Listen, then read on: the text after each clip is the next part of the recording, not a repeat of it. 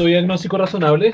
El día de hoy vamos a hablar de un tema muy interesante, de un tema que está un poco de moda por todo el tema de la pandemia, del coronavirus, y es del sistema inmune. Para hacer la conversación de hoy, traigo a un amigo mío, tiene una maestría en ciencias fisiológicas y está cursando un doctorado en ciencias fisiológicas también.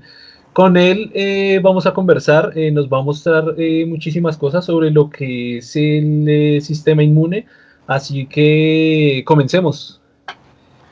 Bueno, pues muchas gracias. Entonces la idea, lo que vamos a hacer ahora es hacer como un recorrido, un resumen, una explicación general sobre lo que es, o sea, en realidad qué es el sistema inmune y varios de sus componentes, ¿verdad? Ujú. Sí, o sea, primero dar una idea general de lo que es el sistema inmune y de las células que vamos a hablar, porque al final a lo que queremos llegar es a un estudio muy curioso que se hizo respecto a la obesidad y cómo está relacionada con el sistema inmunológico, pero antes de llegar a eso, pues primero tenemos que saber qué son las células, que las que están mencionándose en ese artículo.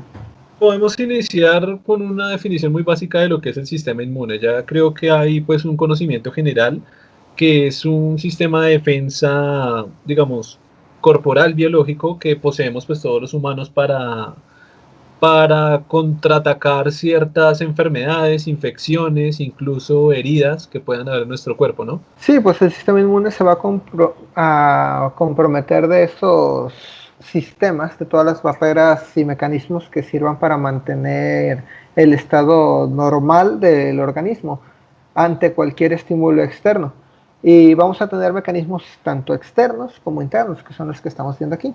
Esos mecanismos Perfecto. externos O sea, van a constar, por podemos ejemplo, arrancar por ¿sí? definir en dos grandes grupos el sistema inmune, ¿no? Sí, sí, sí. Mecanismos externos, digamos, de protección, por llamarlo así, y mecanismos internos. Los mecanismos externos son más bien mecanismos pasivos y los mecanismos internos son más especializados, por así decirlo. Ok, Esto es una sobresimplificación, pero de todas maneras.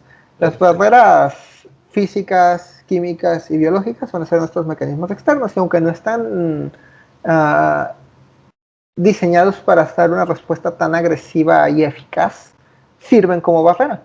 Y por ejemplo Ok. tenemos el sudor, en los pulmones tenemos unas vellosidades que se encargan de todo lo que entre irlo sacando a forma de esputo, de, como se le dice vulgarmente, gargajos o flemas. Tenemos la grasa que recubre la piel también, tenemos las enzimas que se encuentran allí, tenemos la microbiota, por ejemplo, bueno, la microbiota o flora bacteriana, como le llamamos, que también es protectora de la integridad de nuestro intestino y que Ah, nos protegen de maneras indirectas y más pasivas. Y también ok. tenemos los mecanismos internos, que esos ya van a estar más especializados y se van a comprometer de las células que ya todos conocen, que son los glóbulos blancos, que también se llaman leucocitos, y de los factores que estos van a segregar. Ok. Y entonces, partiendo de eso, sabemos que en la sangre hay glóbulos rojos, hay plaquetas y hay glóbulos blancos. Pero decir que hay glóbulos blancos es reducir demasiado nuestra visión. Realmente, dentro de glóbulos blancos caen muchas categorías de células que se van a encargar de la defensa. Y uno se preguntaría, ¿por qué hay tantas células? Es porque cada una de estas células va a cumplir una función específica dependiendo de qué sea de lo que se tiene que defender o de qué proceso esté en el momento dándose en el organismo.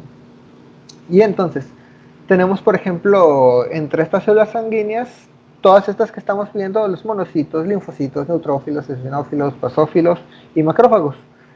La idea más general que tiene la gente de que la célula blanca va y se come a la bacteria y la disuelve, esos serían prácticamente los macrófagos, los monocitos y los neutrófilos, hasta cierta medida, se encargarían de hacer ese trabajo.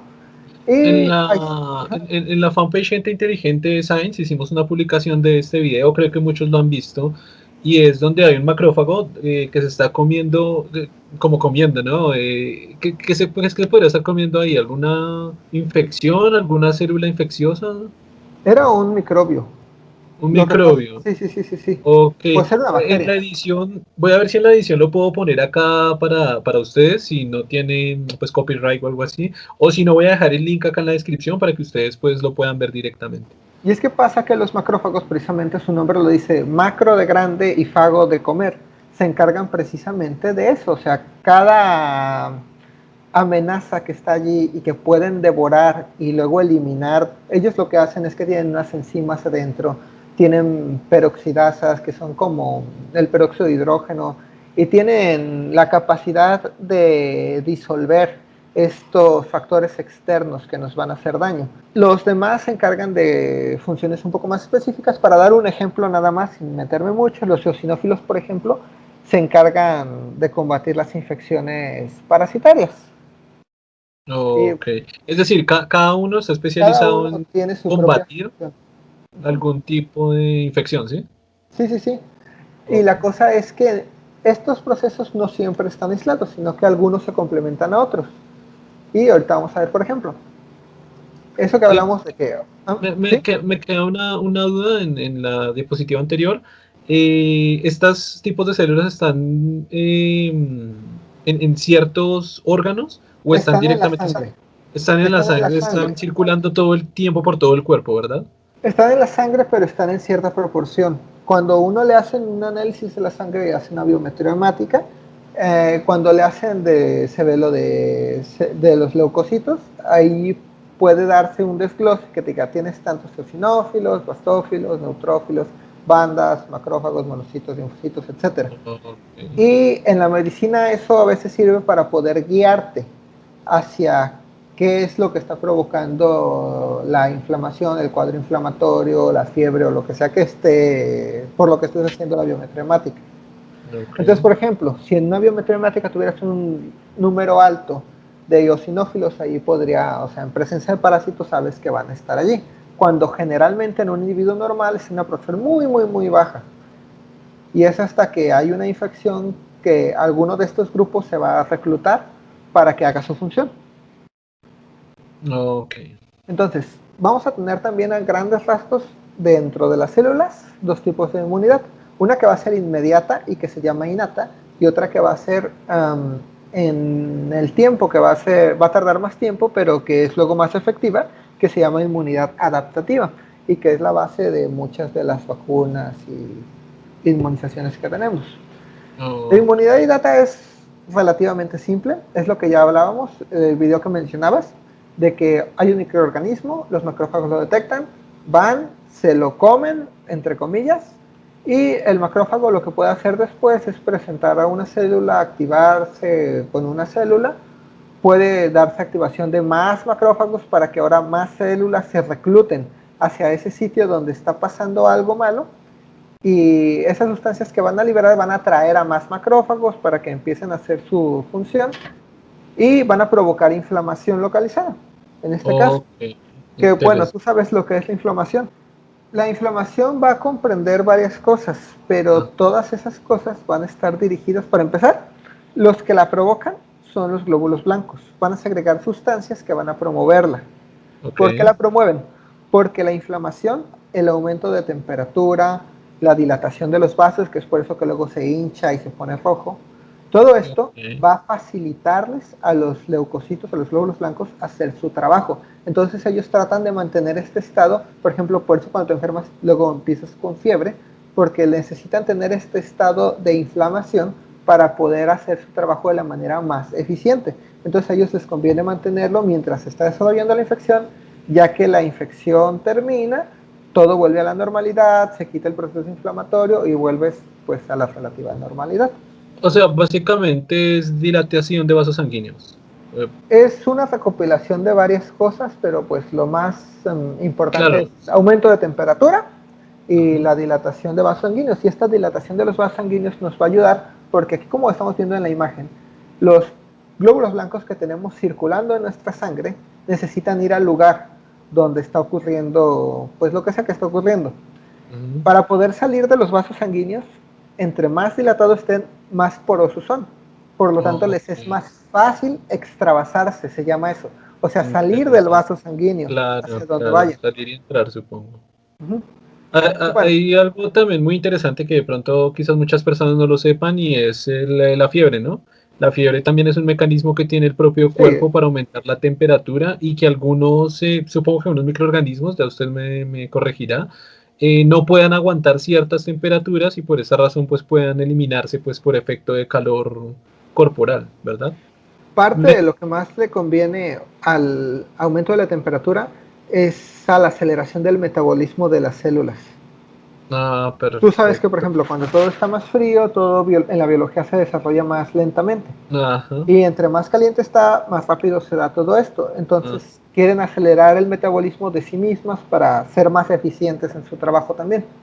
La pregunta que me surge ahí es exactamente qué es lo que hace subir la temperatura. Me parece interesante, ¿no? Para el tema. ¿Qué exactamente es lo que hace subir la temperatura a nivel de todo el cuerpo? Que si miramos el tamaño de una célula, pues es microscópica y al final es la totalidad del cuerpo lo que lo calienta, ¿no? Son unas sustancias que, bueno, aquí como estamos viendo, se van a estar liberando ciertas sustancias. Parte de esas sustancias son las responsables, pero principalmente lo que te va a causar la inflamación y lo que va a estar ayudando al proceso inflamatorio son las prostaglandinas, que es una molécula bastante especial.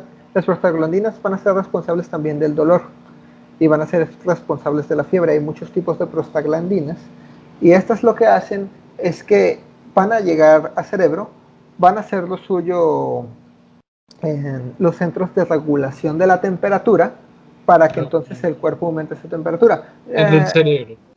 Sí, es un poco complicado porque esto es más químico Ah. y, o sea, por eso no quería meter mucho eso, pero mira, por Pero eso, por encima, digamos, podemos no, hablar pero así mira, por encima. te voy a decir algo de eso. El paracetamol, tú sabes que el acetaminofén, tú sabes que se usa para el dolor, Ujú. pero también se usa para bajar la fiebre. Sí, claro. Y eso es porque ambas son prostaglandinas y lo que hace el paracetamol es inhibir la acción de estas. En el cerebro. Sí, el paracetamol en particular sí. Los otros Interesante. son un poco más inespecíficos, los demás antiinflamatorios.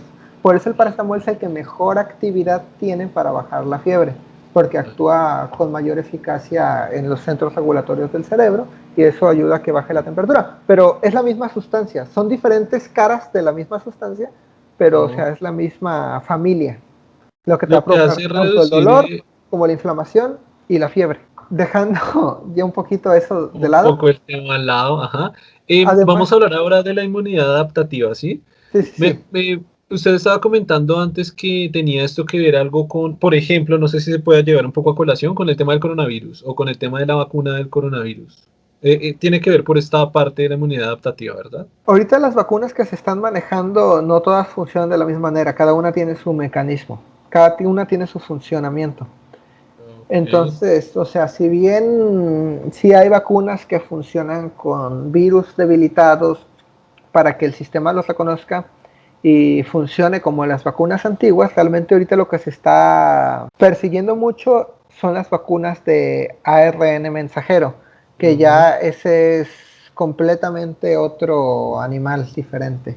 Ok. Entonces, ahorita, para no meterme mucho en eso, si quieres, algún otro día podríamos ver o con alguien Vamos a hacer otro video que sería muy interesante, especificando de lo solo, de las vacunas, solo qué funcionamiento. significa la parte, digamos, del RNA y ese tipo de Sí, vacunas. eso también Ok, lo que por hoy continuemos sí, en sí, el sí. tema del sistema Eso inmune. que mencionabas de lo de las vacunas, pues sí, es la inmunidad adaptativa la que te va a dar inmunidad a largo plazo. ¿Y por qué pasa esto? Ya que el macrófago hace su función de comerse a la bacteria, realmente no consume toda ella, sino que hay algunos pedazos que deja de ella. Y haz de cuenta que la bacteria o virus, lo que sea, el patógeno, estuviera hecho de muchas piezas de Legos. Ujú. Entonces, algunas de estas piezas de Legos las va a presentar, ya sea una célula presentadora de antígeno del mismo macrófago, lo va a presentar a un linfocito de CD4 virgen. Cuando se le presenta, este se va a activar y va a empezar cualquiera de los siguientes procesos que estamos viendo aquí, que uno de ellos son como células de memoria Otros son como células cooperadoras que van a o activar o van a desactivar a las demás células inflamatorias para promover o regular la inflamación, y a la diferenciación de las células TCD8. Pero bueno, aquí lo que va a pasar es que le va a presentar esta pieza de Lego. Y entonces lo que va a hacer el linfocito TCD4 de memoria es que va a producirse una molécula que embone con esto. Después de esto, estas células van a empezar a multiplicarse y van a quedar como células de memoria, y la siguiente vez que haya una infección de ese tipo de patógenos, estas células rápidamente van a activar la misma respuesta que se activó cuando estuvieron expuestas por primera vez a esa pieza de Lego, o sea, a ese virus. Su manera de guardar memoria es con esa pieza de lo que llegó a invadir el cuerpo. Ok. Y es por eso que... Esta parte de las linfocitos TSD4, digamos aquí para comentar a la gente es como queremos que quede como bien claro, porque así como nos decía José antes, él quiere mostrarnos una investigación posterior que está relacionada con la obesidad y tiene muchísimo que ver con este linfocito, ¿verdad? Uh, Y con tiene, la memoria, sí, con sí, sí. este tipo de memoria que nos está explicando ahora. Sí, estas células siempre van a, bueno, depende de cómo se activen, pero van a tener, las células de memoria al menos, van a tener una parte de este patógeno. Es por eso que en las vacunas de antes, o sea, lo que hacía era debilitarse al patógeno, Ujú. se usaba como vacuna, y este patógeno debilitado pues fácilmente podía ser eliminado por el sistema inmune de la inmunidad innata, y que fácilmente entonces ya se presentara a los linfocitos TCD4 y estos lo almacenaran en su memoria, para que cuando ya viniera ahora sí el virus o bacteria de verdad, estas células ya estuvieran preparadas para dar una respuesta rápida y eficaz. Entonces, al principio, básicamente usar un cebo para que sirviera como ensayo, para que prepararan la respuesta y, este es el plan a seguir si llega a invadir esto. Y ya cuando ahora sí sea la batalla de verdad, estas células sepan exactamente lo que tienen que hacer y lo hagan. Y Oh, entonces rápidamente se neutralice. No todas las células TCD4 van a ser células de memoria. A ujú. esos linfocitos también se les llama T-helper.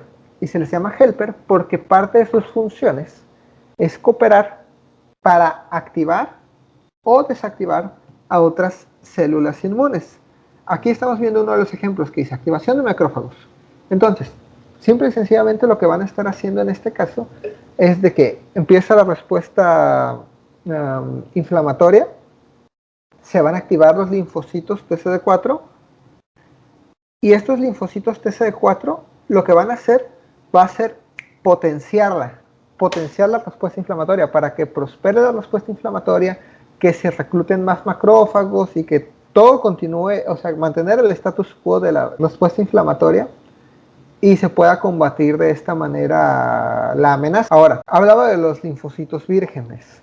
Los linfocitos vírgenes son linfocitos T que no van a estar activos, están sin hacer absolutamente nada. Y hasta que no se expongan ante un estímulo determinado, no se van a diferenciar. Y hay muchas subclases, aquí estamos viendo 6 de ellas, por ejemplo. En grandes rasgos podemos clasificarlas como efectoras y reguladoras. ¿Por qué? Las efectoras se van a encargar de potenciar la respuesta inflamatoria Ujú.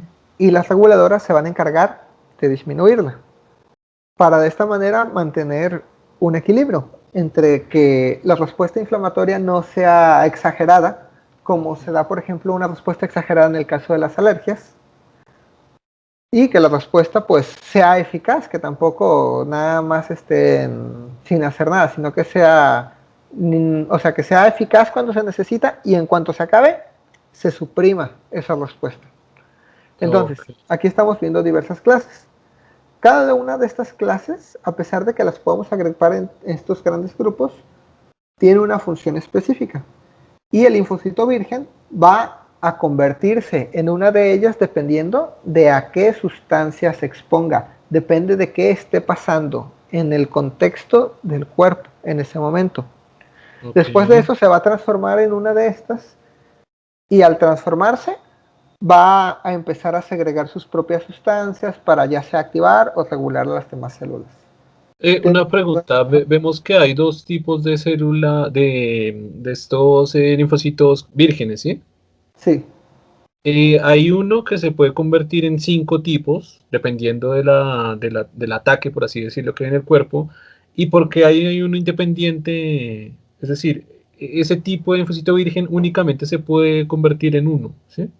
es porque es un tipo especial que actúa de contacto. Ajá, La célula tiene muchas maneras de comunicarse.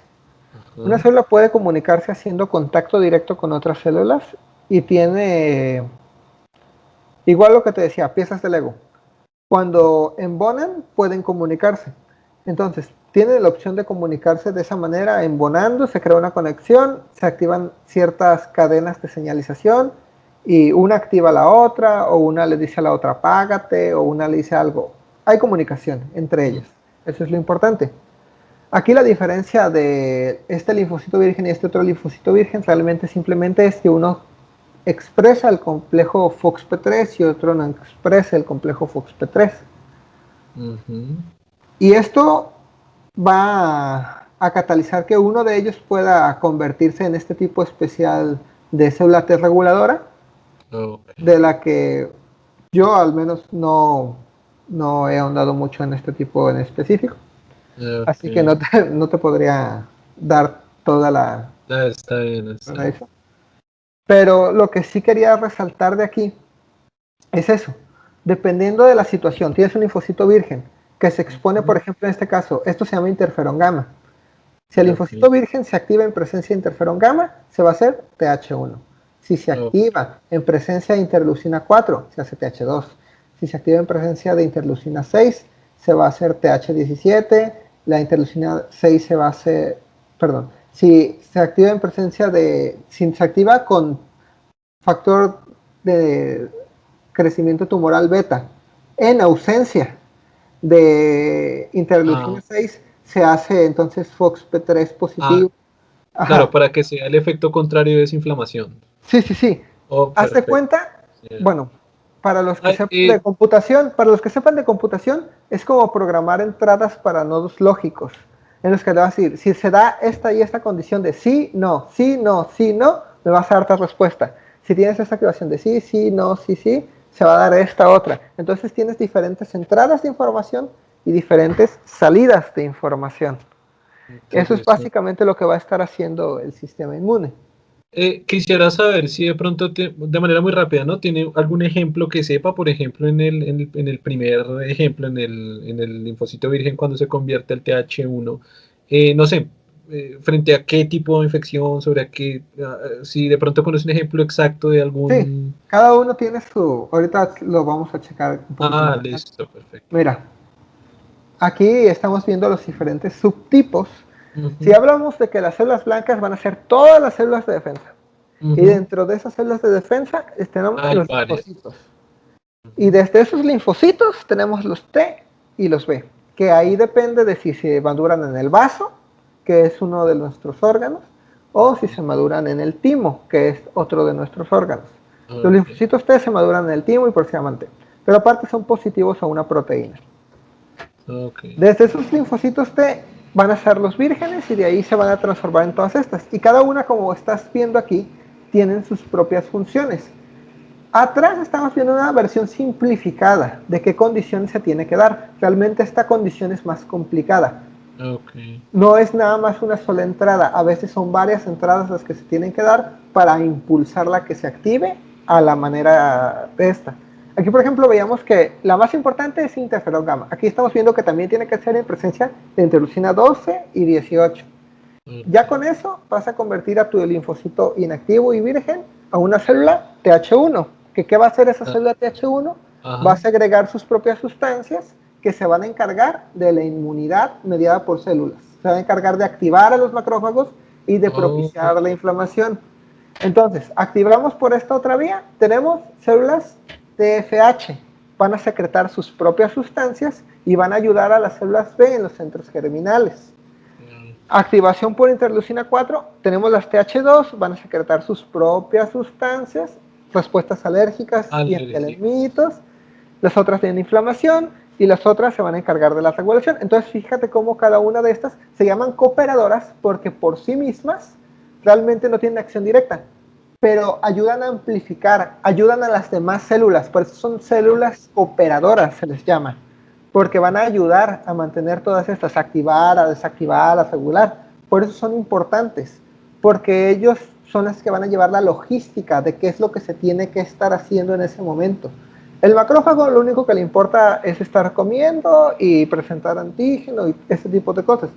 Pero los que les van a amplificar y van a ayudar a coordinar esta especie de respuesta o a regularla, van a ser las células T cooperadoras, las células TCD4. Por eso estas células son importantes. Ellas van a cambiar el ambiente en el que estén todas las demás células porque van a empezar a secretar esas sustancias. Claro. Y aquí ponía un ejemplo que, o sea, la célula TCD4 virgen es como una fábrica que nadie está usando. Dependiendo de qué jefe, qué gerente llegue, va a convertir a esa fábrica a lo que él quiera, a una fábrica de autos, una fábrica de juguetes, a una fábrica de ropa, a lo que necesite ese gerente. Entonces, con diferentes sustancias tienes diferentes fábricas, que a fin de cuentas las células lo que son fábricas para diversas sustancias químicas de comunicación. Y vamos a tener entonces que de acuerdo a lo que necesita el cuerpo, van a activarse hacia ese lado y van a hacer su función reguladora. Entonces, incluso entre los macrófagos, esta relación no es tan simple. Eso que te decía de que el macrófago nada más come, claro, es una verdad a medias. Los macrófagos clásicos, los macrófagos en la inflamación, lo que hacen es eso. Pero hay realmente dos tipos de macrófagos. Hay macrófagos M1, que son los que van a encargarse de inflamación y de fagocitar, que fagocitar es comer estas bacterias y todo lo que hay ahí, absorberlas. Y los macrófagos M2, que lo que hacen es regular la respuesta inflamatoria también, o sea, disminuirla. Entonces, entre estos dos tipos, siempre va a haber un equilibrio entre de que es la inflamación, reduce, de que se ocupa otra vez inflamación, te acabas aquí, súbeme la inflamación porque ocupo defenderme, y así se va a estar jugando este juego. La cosa es que, como veíamos, las células TCD4, las células T cooperadoras, no son nada más dos, sino que son, ahí nada más estábamos viendo 6, pero realmente son muchas más. Ok. Y a veces se diferencian por poquito. La forma en la que diferenciamos una célula de otra, o sea, tú las ves y dices, esta es igual a esta, ¿cómo sabes qué función está haciendo cada una? Eso es porque dependiendo de qué función estén haciendo, van a expresar, esto que vemos aquí en este diagrama de aquí, son proteínas. Estas proteínas que van a estar en el exterior de la célula se llaman proteínas de membrana. Y estas sustancias las van a estar secretando, las van a estar excretando las células, para que estén ahí y activen a las demás y hagan su función. Entonces, gracias a estas sustancias podemos perfilar qué tipo de célula es. Entonces, sabemos, por ejemplo, que las células TH1 van a tener tales proteínas de membrana y van a estar segregando tales sustancias y van a ser diferentes a las TH2 porque las TH2 tienen sus propias proteínas y segregan sus propias sustancias y así diferenciamos a todas de cada una de ellas. Pero por eso es que es una familia tan grande. Me gustaría saber, pero es que creo que es ahondar demasiado. Me gustaría saber, por ejemplo, estos CD163, CD206, CD209, supongo que son los identificadores que ellos tienen para reconocer el tipo de infección y todo esto, ¿no? Que supongo que debe ser de una forma proteica o algo así, reconocimiento de proteínas o algo así. Cada una de esas es una proteína diferente que tiene una función diferente. De hecho, más adelante, bueno.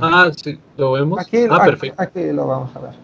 Perfecto. Este es otro ejemplo de cómo van a estar fungiendo las células TCD4.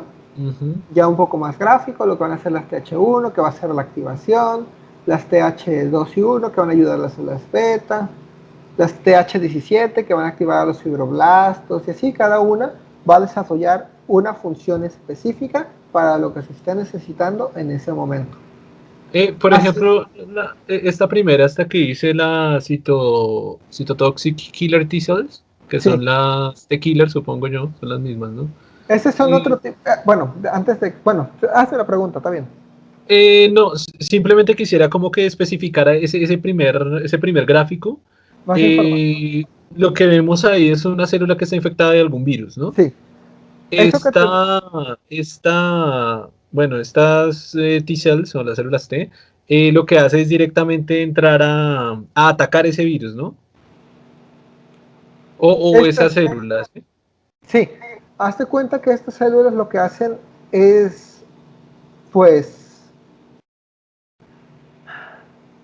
interactuar con la célula infectada Ajá, y lo que van a hacer es activar una secuencia para que se autodestruyan estas células, para que se mueran estas células. Y interesante. entonces se elimine la célula que ya está infectada con el virus. Esta, a Ok. pesar de que es una célula T, es una TCD8, que así como veíamos que hay muchos tipos de proteína, estos dos grandes grupos son por esta proteína. Uno tiene la proteína CD8 y otro tiene la CD4. Ok. Entonces son estos dos grandes grupos. Unas son las citotóxicas, las TCD8, y las otras son las cooperadoras, que las que realmente aquí ven la acción y van y hacen y matan células son las Ajá. TCD8. Las Ok. otras son más como de soporte para Ok. ayudar a las demás. Eh, pero en el gráfico veo que hay una flecha hacia abajo. Esa no lo entiendo muy bien, lo que está mostrando ahí. El mismo, el primer gráfico, ¿no? La parte izquierda, el primero que hay una flecha hacia abajo, que ya es en la parte de abajo dice de nuevo CTL y dice apoptotic cell. Supongo que es un proceso de apoptosis hacia la célula, que es lo que usted nos estaba explicando, ¿sí? Que es hacer que la célula se Ah, sí, sí, sí, autodestruya. sí. Sí, es la consecuencia. Este es el Ah, ok, antes y este es el ok. después. O sea, este es el fin de lo que hacen. O Claro, o sea, sea, el digamos, inicio de las... Ajá. el proceso por el cual hace que la célula se destruya es lo que se llama la apoptosis, ¿sí? Sí, ¿Sería sí, lo sí. correcto? Ok. Sí. El proceso de autodestrucción de las células es la apoptosis y esto lo hacen las células para limitar el daño. Lo que pasa es que una Ok. célula dentro de sí tiene muchas sustancias. Ujú. Parte de estas sustancias son también sustancias inflamatorias o sustancias que pueden hacer daño al mismo Oh, cuerpo. Entonces, para limitar este daño, lo que hacen es autodestruirlas, pero de manera oh, ordenada. La apoptosis es muerte, pero de manera ordenada. oh, controlada, Entonces, claro. sí, sí, sí. Y como dato curioso, usted me corregirá, creo que eso es el mismo sistema que pasa cuando nos quemamos por el sol, ¿no? Cuando nos quemamos excesivamente, hasta donde tengo entendido, lo que se da es un proceso de apoptosis precisamente para que no haya generación de cáncer. ¿Estoy en lo correcto? En las quemaduras realmente lo que se da es muerte celular. Quemaduras por el sol, me refiero, ¿sí? Sí, sí, sí, pues es Ok. muerte celular. Es que el cáncer también es así. Claro, es un tema gigante. En el cáncer también se da la apoptosis y esto se hace para prevenir que las células que ya están dañadas se Sigan conviertan en dañando. cáncer. Entonces, Oh, antes de que una célula se convierta en cáncer, mejor la suicidas para claro, que no llegue a hacer daño. claro. Es otro proceso que también podríamos ahondar otro Sí, día. podemos hacer Ajá. otro video sobre La cáncer. apoptosis Y es que de hecho interesante. estaría muy interesante. La apoptosis es interesante porque al, a pesar de que está matando, lo está matando de la manera en la que hay mínimos daños. Claro. Entonces, um, esto que viste de célula apoptótica, hace cuenta que cuando se da la señal de autodestrucción, al final esta célula termina... Hay una diferencia entre que la célula estalle y todo el citoplasma, o sea, todo lo que hay adentro de la célula se salga y quede por ahí, a que se hagan como, como globitos de pedacitos que se fragmente, que quede como Ok. en globitos, pero, Interesante. pero como capsulitas. Claro, claro, claro. Y al final de todo este proceso, quien se encarga de quitar todas esas células ya destruidas, encapsuladas, dispersas, son los macrófagos. Los Ah, macrófagos también se encargan de todas las células apoptóticas. como de limpieza, ¿no? También hacen Sí, el los trabajo de macrófagos limpieza. son los limpiadores. Estas son diferentes funciones que van a tener las células TH1, porque ya ves que las TH1 segregan sustancias. Ujú. Cada una de las sustancias que segregan tiene también una función específica. Entonces una célula TH1 no nada más, ya ves que decía, sirve para activar a los macrófagos. Sí, pero la sustancia principal o sea, la más importante es lo que hace, pero también tiene un montón de funciones secundarias, porque no es lo único que está soltando por ahí. Ujú. Entonces, al soltar una multitud de sustancias, esas sustancias van a hacer sus propias tareas. Ujú. Entonces, a pesar de que es una célula TH1 y su función principal es activar a los macrófagos, también hace más trabajo, hace más cosas en otros procesos. Bueno, ¿qué es eso de lo que hablamos del receptor CD4? Es una Ah, proteína. perfecto. Lo que Eso que estábamos habla... hablando antes. Sí, sí, sí. Eso que hablábamos de que, o sea, a mí me gusta imaginar eso de la membrana como Legos, porque muchas de las um, interacciones que hay son tipo llave cerradura, en la Ujú. de que tienes una proteína con una forma específica que tiene que embonar con otra forma específica. Realmente como Claro. interactúan las proteínas para señalizar cosas es de que literalmente una tiene una forma y otra tiene una forma que embona. Y así es como Interesante. hacen su función. Ujú. Entonces, este receptor TC4 es simple y sencillamente una proteína que está en el exterior de la célula y que le ayuda para interactuar con las demás. En este caso, por ejemplo, el VIH, el virus del VIH se aprovecha de este receptor y lo usa de anclaje para inyectar su código genético a los leucocitos. Ok, en general esto es lo que hacen prácticamente todos los virus que infectan a los humanos, ¿no? Bueno, igual a cualquier animal, Sí, los que es virus como, siempre... como utilizar este mismo conector, como usted nos Ujú. dice, como esta misma llave que entra en el mismo tipo de cerradura y la célula piensa que es algo, o la célula, bueno, piensa Sí, sí, sí, sí, sí. que es algo bueno, que es algo bien para ella, lo deja ingresar y adentro de la célula el virus comienza a activar la célula, ¿no? A infectar la célula. Sí, sí, sí. Todos los virus funcionan de la misma manera básica de que se anclan, inyectan el código. Obviamente cada uno tiene su propio juego de llave y cerradura, sus Claro, propias proteínas, pero claro. básicamente así es como funciona esto. En, Embona, inyecta. en, en la charla del coronavirus, si alguien quiere verla, voy a dejar por acá arriba. Hablamos de exactamente cómo el coronavirus infecta a una célula, por si alguien quiere de pronto ver esa parte. De hecho, es parte de lo de que están viendo para las vacunas y todo eso. De hecho, había una investigación interesante respecto a la coinfección de dengue y VIH, porque parece ser que el dengue ocupa los receptores a los que se pega el VIH. Entonces pareciera Ok. que si tienes una infección activa por dengue, esos receptores ya están ocupados y Ah, no le dejan interesante. estacionarse al Y no, VIH. y entonces no entra VIH. No he ahondado más en esa investigación, la vi hace mucho, pero estaban viendo si era posible estar produciendo constantemente, o sea, mantener una infección, entre comillas, de dengue, Controlada, para claro. que esos receptores estuvieran ocupados, estuvieran llenos todo el tiempo y así el VIH no pudiera pegarse. Súper interesante. Si Sí, pudiera dejarnos el link para también dejarlo acá en la descripción, pues si sería. quieres también ya después Lo nos... podemos hablar en otro video. Acá tenemos Sí, material eso para está muy hacer 20 interesante. videos más. Esto, así como estabas viendo, es la versión simplificada. Esta es la De manera esto. real de cómo van a estar las células presentadoras y las células T cooperadoras, cómo van a estar haciendo su interacción. O Que sea, realmente acá lo que estamos viendo es como tal la infección no, en una célula. esto no es un virus, esto es una célula interactuando con la otra. O sea, ya es Ah, que te decía que a ah, veces las células actúan por contacto. claro, Cuando actúan claro. por contacto no lo hacen en un solo receptor, sino que lo hacen en varios receptores de anclaje. Ah, ok. Y hazte cuenta Claro. que lo que pasa es de que al embonar, esto que te decía ya de cerradura, es porque causan un cambio acá, adentro de la célula. A nivel Esto, bioquímico, supongo. fíjate, físicamente, hazte cuenta que la mitad de la proteína está afuera y la mitad de la proteína está dentro. Entonces, al pegarse acá, produce un cambio físico acá abajo.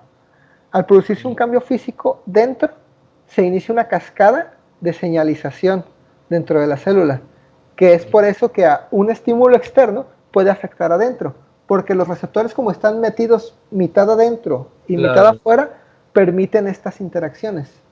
En un diplomado que hice recientemente en neurobiología lo vi como parte de los puentes de hidrógeno, puentes de nitrógeno. ¿Es algo parecido, similar a esto Son o es interacciones diferente? de aminoácidos. Es Claro. acuérdate que las proteínas están formadas ya pues de una cadena larga de aminoácidos y esos aminoácidos hacen formas tridimensionales. Y esas formas Ujú. tridimensionales encajan por los enlaces que hacen aminoácidos cargados positivamente con otros negativamente. Al pegarse cambian la estructura física de la proteína, al cambiarse abajo causan otra reacción en cadena y así. Eso también tendría que profundizar mucho, pero es un tema bastante, no está complejo Interesante, realmente. interesante. Es literalmente un mecanismo así biológico. O sea, un Ujú. mecanismo mecánico me refiero, pero biológico.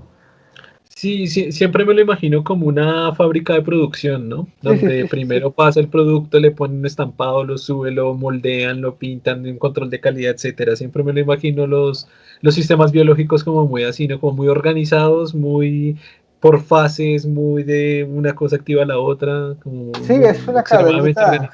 es una cadenita de dominó, Ujú. en la que activas una cosa y ¡tas! Te activa un Se montón de activan señales. todos los siguientes mecanismos. Y bueno, otra cosa que me habías preguntado era de que por qué este tipo de investigaciones luego se hacen en ratas y ratones si son tan diferentes a nosotros. Sí, que quería como dejarlo de pronto claro a las personas que de pronto tengan la curiosidad de ese dato, porque sabemos que todo el tipo de investigaciones se hacen sobre todo en ratones, en ratas blancas, sobre todo estas blancas y en chimpancés. Entonces me gustaría como dejarlo claro, entonces acá José pues nos agregó una diapositiva para explicarlo. Una de las razones más importantes de por qué usamos ratas, la mosca de la fruta, no sé si has escuchado que también se usa, Sí, claro. sobre los chimpancés, de hecho, porque, o sea, es raro que alguien trabaje con chimpancés. Tiene que ser algo que sea muy específico de primates para que tengas que usar chimpancés. Trata de no hacerse porque, pues, los chimpancés, por varios motivos, tanto por económicos, tiempo, porque los chimpancés viven mucho, son muy demandantes en cuanto a alimento y cuidados, y además las razones éticas de que pues son inteligentes y pues, o sea, todo eso tiene sus razones de por qué los chimpancés no son tan usados, a pesar Ah, de que son lo más parecido a nosotros. La claro. rata y los ratones, por otra parte, viven vidas cortas. Ujú. Entonces es fácil obtenerlas. Tú inicias con una rata macho, una rata hembra, tienen sus camadas, las sigues reproduciendo, rápidamente vas a obtener una gran cantidad de ratas y esas ratas van a pasar por todo su ciclo de vida mucho más rápido de lo que lo va a hacer un chimpancé. Una ¿Cuánto rata, tiempo dura una rata? una rata viable, 1 a 2 años. Ah, perfecto. Entonces Entonces, digamos que todo el rápidamente, sistema de crecimiento, adolescencia, niñez, sí, por así exacto. decirlo, Entonces, envejecimiento, adulto, se puede ver muy rápido, se pueden ver los resultados mucho más y rápido. no nada más eso, o sea, imagínate, si desde que la rata estaba chiquita tú controlaste todo, quitas todo lo que te haga ruido en tu investigación. El problema con los humanos es de que si quieres probar, por ejemplo, de que, no sé, que el té de manzanilla te hace bien, pero si esa persona fuma y otra persona no fuma, y es que este Claro, consume mucha grasa y este no, es muy claro, difícil estandarizar, ¿verdad? Para que todos claro. estén parejos. Pero como las ratas desde el principio puedes controlar todo eso, entonces si les metes el mismo estímulo a todas, vas a ver si hay o no reacción, sin tanto Interesante. ruido, porque todas están estandarizadas, todos están Claro. comiendo lo mismo desde que nacieron, todas están bebiendo lo mismo, misma temperatura. En los bioterios tenemos mucho control de todas esas cosas.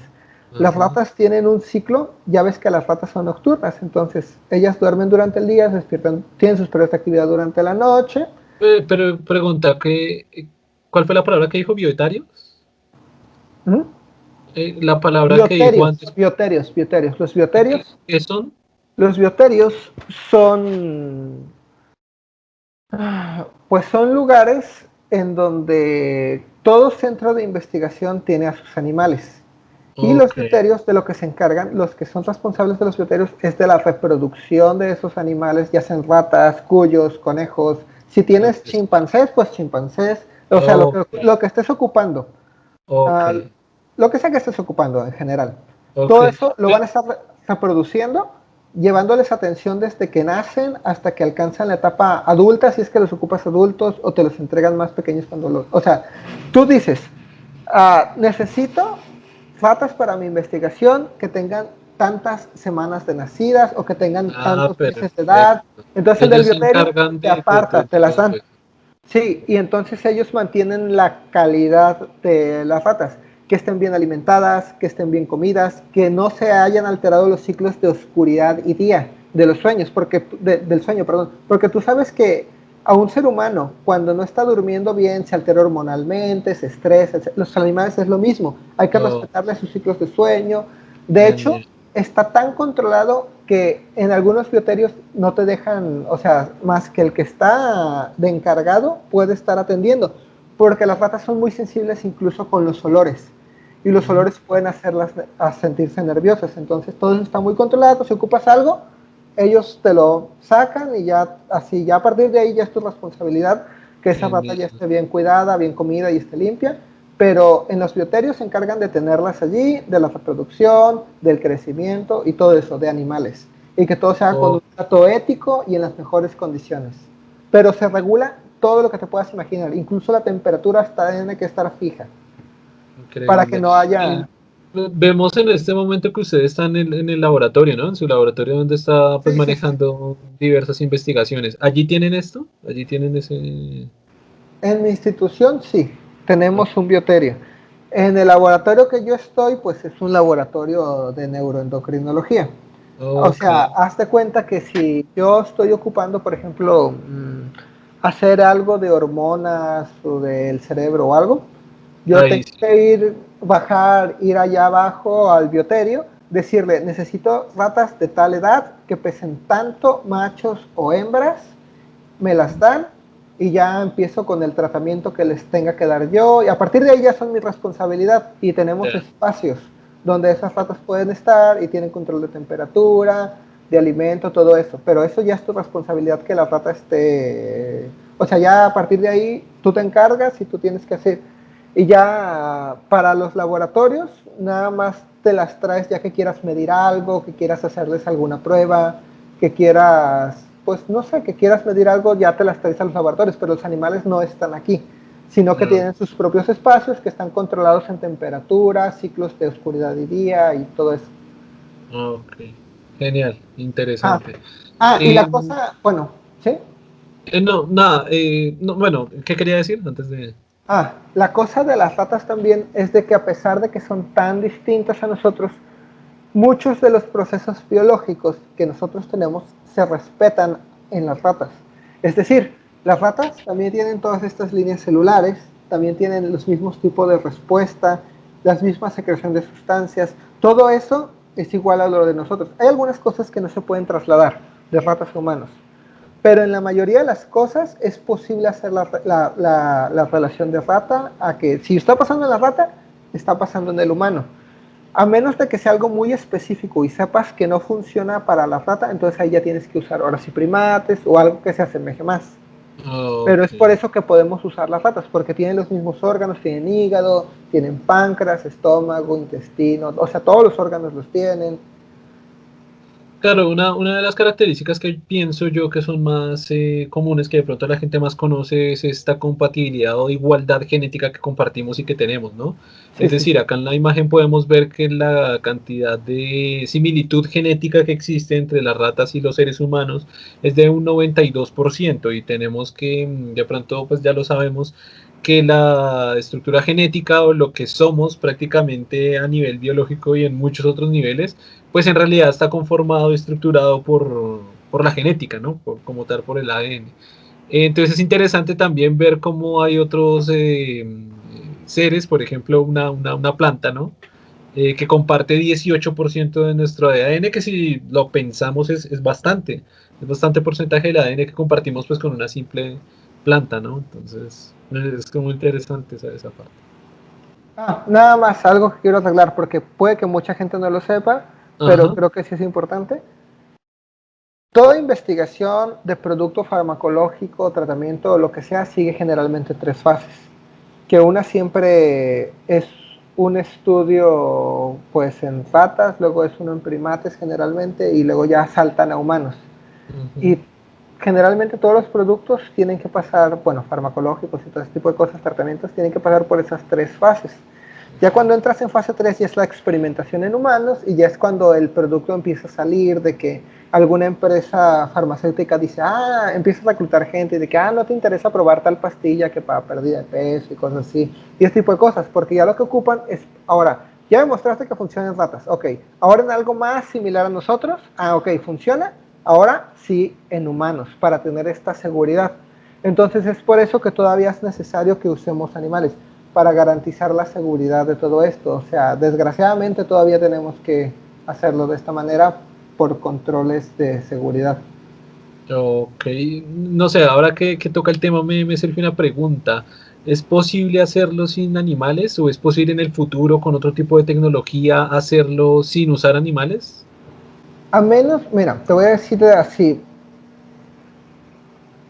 Bueno, primero que nada, ¿a qué te refieres exactamente con eso? ¿Brincar directamente humanos? Sí, digamos Si que te brincaras, algunas asociaciones de cuidado animal, etcétera, critican mucho sí, esto de sí, la sí. parte científica, ¿no? Y es el uso de animales, pues, para esto, porque viendo esta gráfica y pues entendiendo lo que ya entendemos, es prácticamente obligatorio hacerlo para que a los humanos llegue de una forma muy segura.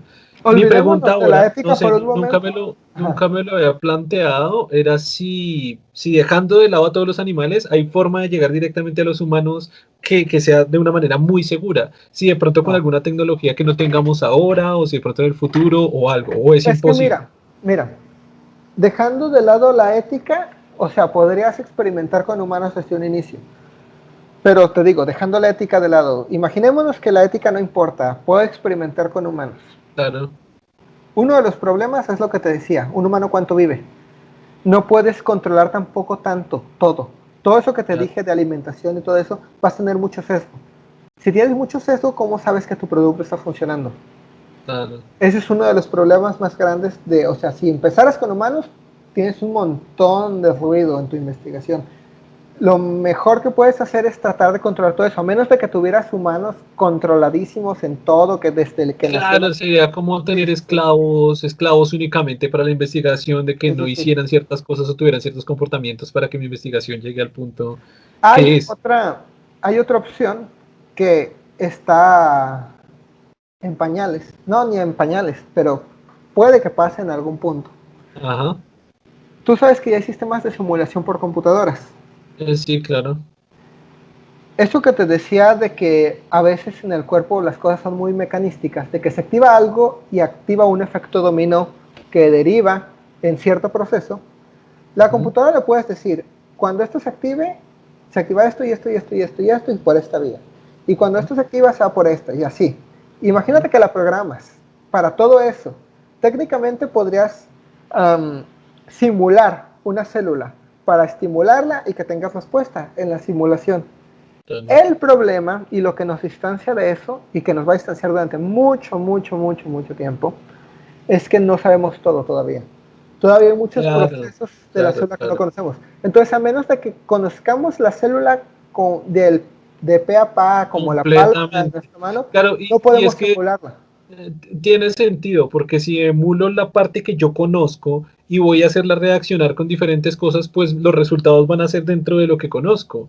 Y normalmente lo que se hace en investigaciones científicas en todos los campos es precisamente entrar al conocimiento nuevo que no existe en la Sí, sí, humanidad. sí. Y si programo algo con lo que conozco, pues no voy a saber los resultados nuevos que voy a tener o, sí, o investigaciones nuevas, resultados, conclusiones nuevas que pueda tener. Al final, claro, Teóricamente podrías. tendría que conocer perfectamente con Sí, prácticamente todo el cuerpo humano y todos los mecanismos para programarlos y ahí sí comenzar a hacer cosas, pero claro, tiene como que no tiene mucho sentido, ¿no? sí, teóricamente podrías, pero tendrías que conocer ya todo del cuerpo Claro, humano claro, para claro, poder ahora sí meter una condición y que te diera resultados.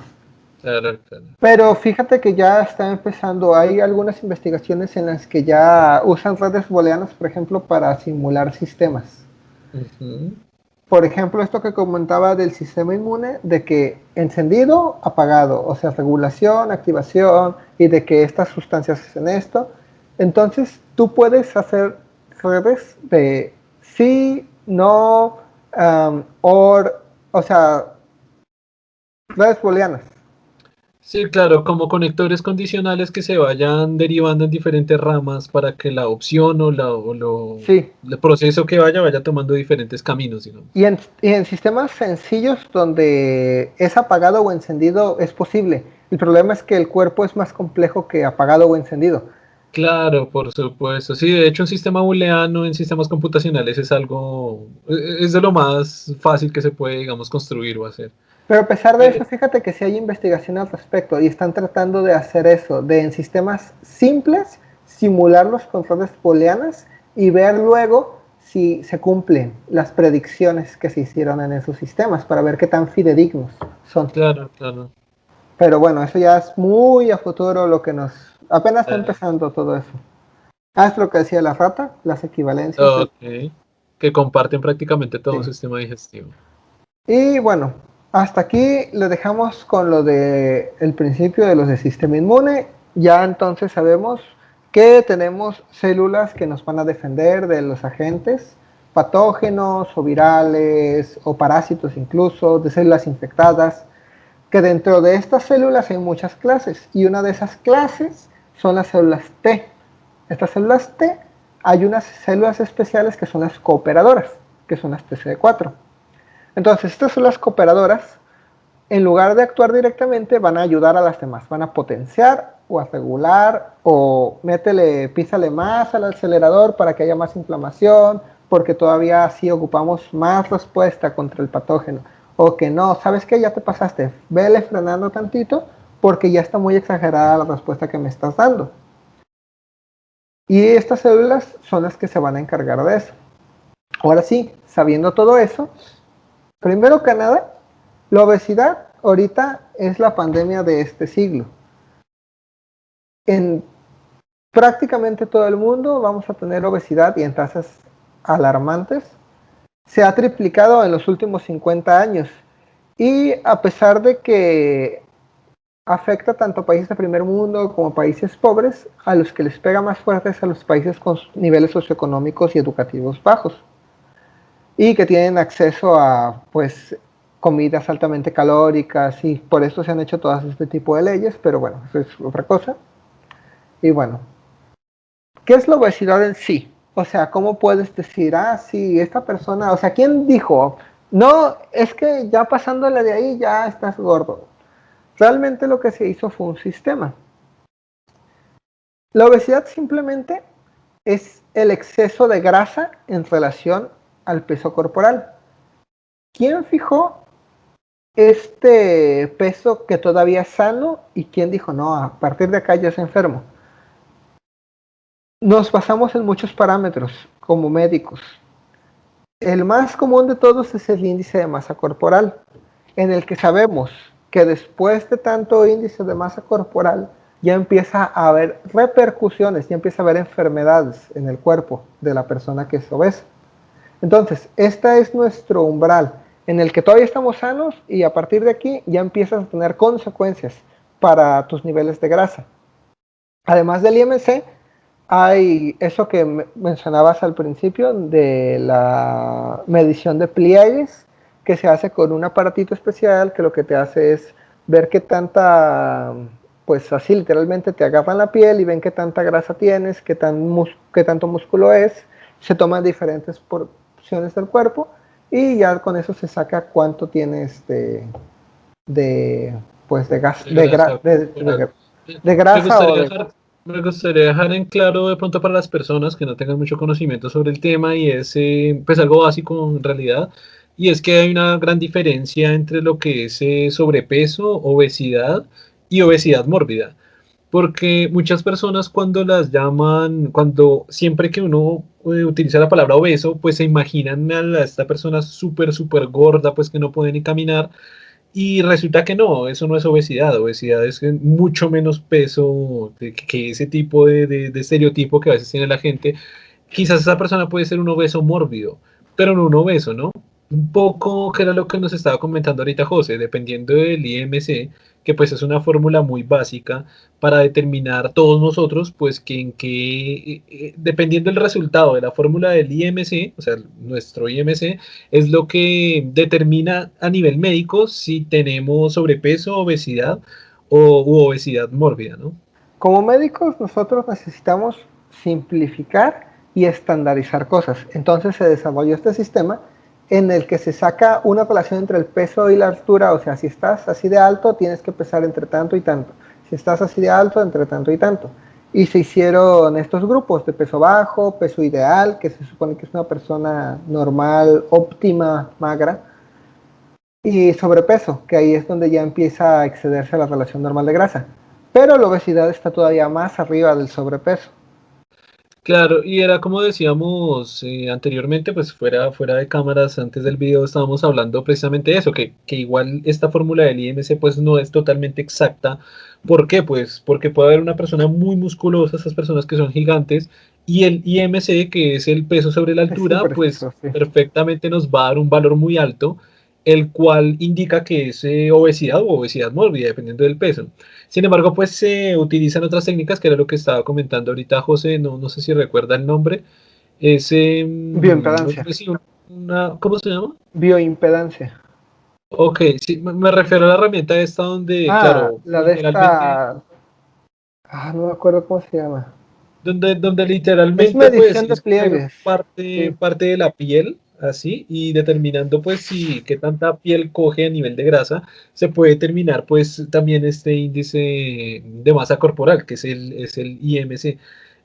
Claro, a un musculoso de esos grandes, al coger este, por ejemplo, en esas medidas, al coger la parte de piel, pues no va a coger muy poca grasa. Y pues una persona ya con sobrepeso o obesidad, pues va a coger una porción grande de grasa, ¿no? A ver si podemos continuar. El IMC existe por practicidad médica. Es simple de hacer, es fácil de hacer, es fácil de explicar y da aproximaciones. Si lo que tú quieres es precisión, necesitas o impedancia o la de esta con el plicómetro, que es la medición de los pliegues, lo que decías. La bioimpedancia lo que hace es mandar, hace cuenta que te paras en unas, unas placas conductoras y agarras otra cosita que también es conductora, se pasa una corriente a través de tu cuerpo que pues no se siente ni nada, nada más es una corriente que se va a pasar y las resistencias de tu cuerpo, cuando las procesa el software te va a decir cuánta masa de la que tienes, cuánto de lo que pesas es hueso, cuánto es grasa y cuánto es músculo. Y a partir de eso puedes saber con más precisión realmente si, o sea, puede que pese mucho, pero puede que sea por músculo, si eres un atleta de alto rendimiento, por ejemplo. Claro. Y te permite de esa manera saber con más precisión. O sea, Ahora, una técnica mucho más efectiva. precisa, sí. Ahora, Precisa. cuando se supera lo normal, las reservas lipídicas van a empezar a comprometer sistemas, o sea, las reservas de grasa van a Claro. empezar a afectar, van a empezar a meterse con otros sistemas. Uno de los sistemas con los que se van a meter es con los de la glucosa, o sea, los del azúcar. Ok. Por eso Además, hay una tendencia entre las personas diabetes, obesas a sufrir sí, de diabetes. sí, sí, sí. Y bueno, eso es otra cosa que todavía, bueno, está la correlación ahí, todavía no sabemos exactamente la mecánica detrás de eso, porque hay un juego del huevo y la gallina con esto, que ahorita vamos a ver si lo agarramos un poquito más adelante. Además de esto, se ha visto que es el tejido adiposo visceral, el TAV. El tejido adiposo visceral es toda la grasa de la panza, eso es lo que es. Es la grasa de las vísceras. Ok. Nosotros tenemos células, realmente la grasa no es nada más grasa, no es nada más manteca. Hay una célula que se llama adipocito. Toda la grasa que entra se almacena adentro de él. El adipocito va a servir como almacén de toda esta grasa. ¿Por qué? Porque cuando hay periodos de hambruna, de que no estás comiendo y todo eso, y el cuerpo necesita ahora sí reservas de energía, empieza a comerse esa grasa, empieza a sacar esa grasa del adipocito y transformarla en energía. Entonces esa es la función del adipocito.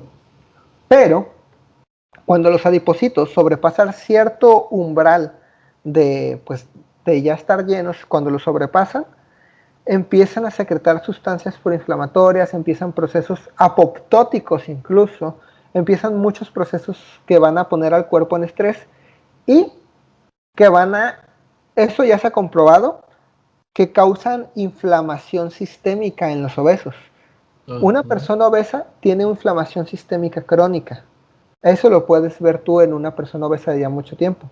Cuando lo comparas con el magro está normal. O sea, por magro me refiero a una persona normal, con reservas de grasa normales y músculos normales. Una de las cosas que ya se había visto que cambian, esto que vemos aquí, ¿te acuerdas de lo que te decía que, los macrófagos se comen a las cosas malas? Pero hay otros macrófagos que lo que hacen es apagarlos, bajar la respuesta inmune. Estos son los M1 y los M2. Sí. Ha habido estudios donde sacan grasa de obesos y de magros. ¿Qué encuentran?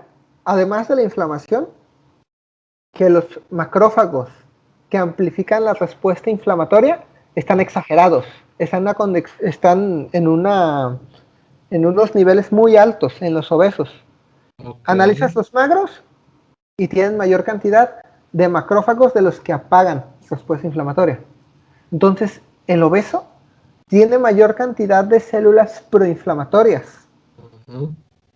Y ahora, ¿por qué? Hay muchas teorías. Estos que puse aquí al lado son muchas de las teorías. Realmente, esto todavía no está tan explorado. Apenas hay muchas teorías, apenas se están poniendo en marcha investigaciones respecto a cuáles. Te digo que es un juego del huevo y la gallina, porque no se sabe si las alteraciones en el sistema inmune pueden dañar a los adipocitos, pueden hacerlos que entren a apoptosis y todo eso, y que empiece la obesidad, o si la misma obesidad es la raíz de esas alteraciones en el sistema inmune. Entonces, uno le daña al otro y el otro le daña al otro y es un círculo vicioso. Pero, ¿cuál es el inicio? Todavía no está tan claro. Hay muchas teorías respecto a qué es lo que está pasando, pero todavía nadie lo tiene completamente claro. Y bueno, a este grupo de investigadores, que son un grupo chino de investigación, se le ocurrió, bueno, sabemos que las células inmunes, las células de defensa, en los obesos están exageradas, están reaccionando como si hubiera una infección, como si hubiera inflamación. Si ya sabemos esto, realmente hay otra pregunta. Si una persona gorda vuelve a su peso normal, baja de peso y vuelve a lo normal, se acaba esta respuesta inmune. Entonces lo que hicieron fue hacer un modelo en el que tomaban ratas y de estas ratas iban a partir, les iban a dar a unas ratas una dieta, esto de dieta HFD es dieta alta en grasa, significa que están consumiendo 60% de sus calorías del día son pura grasa. Y las otras están con dieta normal, que es nuestro grupo normal. Entonces, lo que esperábamos, las ratas que estaban comiendo mucha grasa engordaron y las normales pues tuvieron su aumento de peso normal. Esto es porque estas ratas estaban relativamente jóvenes, tenían 8 semanas y a las 4 se empezó. Entonces son ratas que todavía están creciendo, así que el aumento de peso todavía es de esperar, son ratas en crecimiento. Entonces, las ratas ya están gordas y las otras están normales. ¿Qué pasa? Ahora a las ratas gordas las devolvemos a la alimentación normal, que es lo que estamos viendo aquí. A las 3 semanas que bajen de peso. Las ponemos en régimen para que bajen de peso. Entonces las ratas recuperan su peso normal y se ponen en el mismo peso que los normales, que los controles. Ya están en el mismo peso. Ahora a las 2 se les hace aumentar de peso. Ahora a las 2 se les empieza, fíjate, hubo dos cosas. Bueno, primero que nada, sí, a las 2 se les da dieta alta en grasa y ¿qué es lo que se observa? Aumentan de peso las que estaban normales, pero las que fueron gordas aumentan más rápido. Entonces, las ratas que ya habían sido gordas son propensas al aumento de peso. Aumentan de peso más rápido si tienen la dieta, aunque sean las iguales que las controles de la dieta, aumentan de peso más rápido. Bueno, está bien. Voy a entrar en esto porque ya vi que no puse el otro diagrama. Pero fíjate, te decía que más o menos, porque dijeron, puede que haya sido la dieta alta en grasa. Hicieron lo mismo, hasta este punto de aquí, donde ya estaban normalizadas, y ahora en lugar de dieta alta en grasa, se les da dieta normal. Ajá. A pesar de que se les dio dieta normal, También. las gordas aumentaron de peso más rápido que las normales. Entonces, no fue la dieta, eso es a la conclusión que llegan, sino de que hay algo que está predisponiendo a las ratas para que aumenten de peso. Ok. Quiero dejar algo claro. Esto que nos está explicando acá José es una investigación que él está manejando dentro de su laboratorio para la institución en la que está trabajando, ¿verdad? Para Es lo que está parte. haciendo el tema del doctorado, ¿no? Lo que estoy viendo ahorita es el cómo la obesidad altera el sistema inmune. En Ok, específico, los TCD4, las cooperadoras. ok. Porque ya se ha Esa es visto la que investigación que ahorita está eso es lo manejando mío. para su doctorado. Lo de este grupo de investigación es un poquito diferente, pero involucra a esas células que yo estoy investigando. Por eso es que di con esto. Claro, entonces, por eso inicialmente, en la parte inicial del video hablamos de todo el sistema inmune para tener en cuenta pues muchas palabras y conceptos y ahora precisamente José nos está dando como esta investigación en la que está trabajando que pues es muy interesante, ¿no? Porque de esto podemos ir concluyendo o bueno, ir tomando en cuenta que de igual manera las personas que tuvieron tendencia a obesidad, aunque bajen de Ujú. peso, tienen tendencia a ganar de peso mucho más rápido. Las razones que estamos viendo ahora es cómo eso, la relación que hay entre la obesidad y entre eso que está sucediendo y el sistema inmune. La finalidad del estudio fue eso. El, ¿Es por esto que la gente rebota cuando hace dieta? O sea, puede que esto esté contribuyendo al rebote de la dieta, puede que esto Sí. esté contribuyendo a que las personas que fueron gordas les cueste tanto mantenerse en su propio peso. Y bueno, ahorita voy a meterme un poco en crítica porque hay algo que no hicieron ellos que me gustaría que hubieran hecho, pero que no sé por qué no hicieron, si ya se estaban tomando todas las molestias. Y bueno, está bien. Ok, Pero ok, primero, así. Fíjate bien, si ya dijimos que la obesidad es el aumento de grasa, ¿qué puedes hacer tú para ver si la rata está gorda o no? el IMC supongo yo. Hay un IMC para rata que se llama el índice de Lee. Midieron índice de Lee, que es como el IMC de la rata, que es esto que estamos viendo aquí. Se mide la longitud de la rata y el peso de la rata, y ya Ah, tenemos el IMC que se llama índice de Lee. ok. Se midió el peso también, nada más, incremento en peso puro y solo. Ujú. Eso que te decía de la bioimpedancia, de que te pones y te dice la composición de tu cuerpo, se hizo algo todavía más allá de eso. Se hizo un análisis parecido a las... ya ves que en la tomografía axial te toman muchas imágenes en las estas resonancias magnéticas, te ven la composición de tu cuerpo por adentro, ven lo que es grasa y hueso y todo eso. Hazte cuenta que como resonancia magnética se les hizo a las ratas para Ajá. determinar cuánto músculo, hueso y masa grasa tenían, para entonces no nomás ver peso, sino ver cuánta grasa. Y no nada más eso, al final del experimento, cuando se sacrificaron a las ratas, se extrajo en físico la grasa total de la rata. O sea, toda Ah, la grasa que tenían se le sacó y se pesó. se O sea, hizo una tuvieron medición completa de grasa. todo, Pero, para que no hubiera de que, es que este método no es tan bueno. No, claro. todo lo que sea posible por hacerlo hicieron. Eso es lo que te digo que me gustó de esta investigación. Fue muy completa. No dejaron piedra así sin mover. Ok. ¿Qué más se altera en las ratas? Se altera también la glucosa, que es lo que mencionaba de lo de la diabetes. Esperas que las ratas gordas sean intolerantes a la glucosa, o sea, que tiendan a ser diabéticas.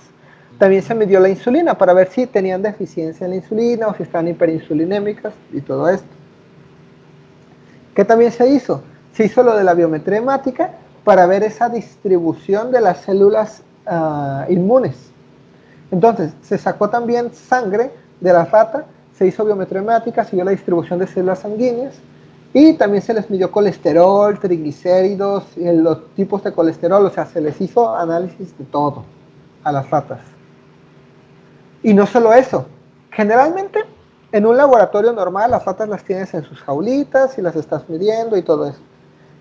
Este es un sistema especial que se llama sistema de monitorización de circuito abierto controlado por ordenador. ¿Qué pasa? Estas jaulas son jaulas especiales que tienen sensores para oxígeno, dióxido de carbono, movimiento de la rata, los niveles de producción térmicos de la rata, cuánto están bebiendo, cuánto están comiendo, cuánto están defecando, cuánto están orinando. Todo eso lo mide y se recolecta en un sistema de computadora. Entonces esas ratas están vigiladas. En este caso nada más lo hicieron 3 días, porque dieron un día para que la rata se acostumbrara y 3 días lo tuvieron así monitoreando, porque la rata sí se estresa si lo haces mucho tiempo, por eso nada más fueron 3 días. No, Pero durante esos 3 días, todo esto, todo lo que te puedas imaginar que se puede medir, lo midieron. O sea, si la rata se movía, la computadora sabía cuándo se movió y cuánto se movió. Entonces, todo completamente vigilado. También se hizo análisis de expresión genética. Se hicieron análisis de, no sé si ya está familiarizada tu audiencia con lo que es el PCR, que es la reacción. Igual demos una muy breve explicación y... Bueno, haz de cuenta que con el PCR en tiempo real lo que podemos ver es que tanto se están expresando ciertos genes. Si un gen está, por ejemplo, imagínate que me hago un PCR para, no sé, alguna proteína inflamatoria yo y una tú. Podemos medir qué tanto se está expresando ese gen en comparación de tú contra mí.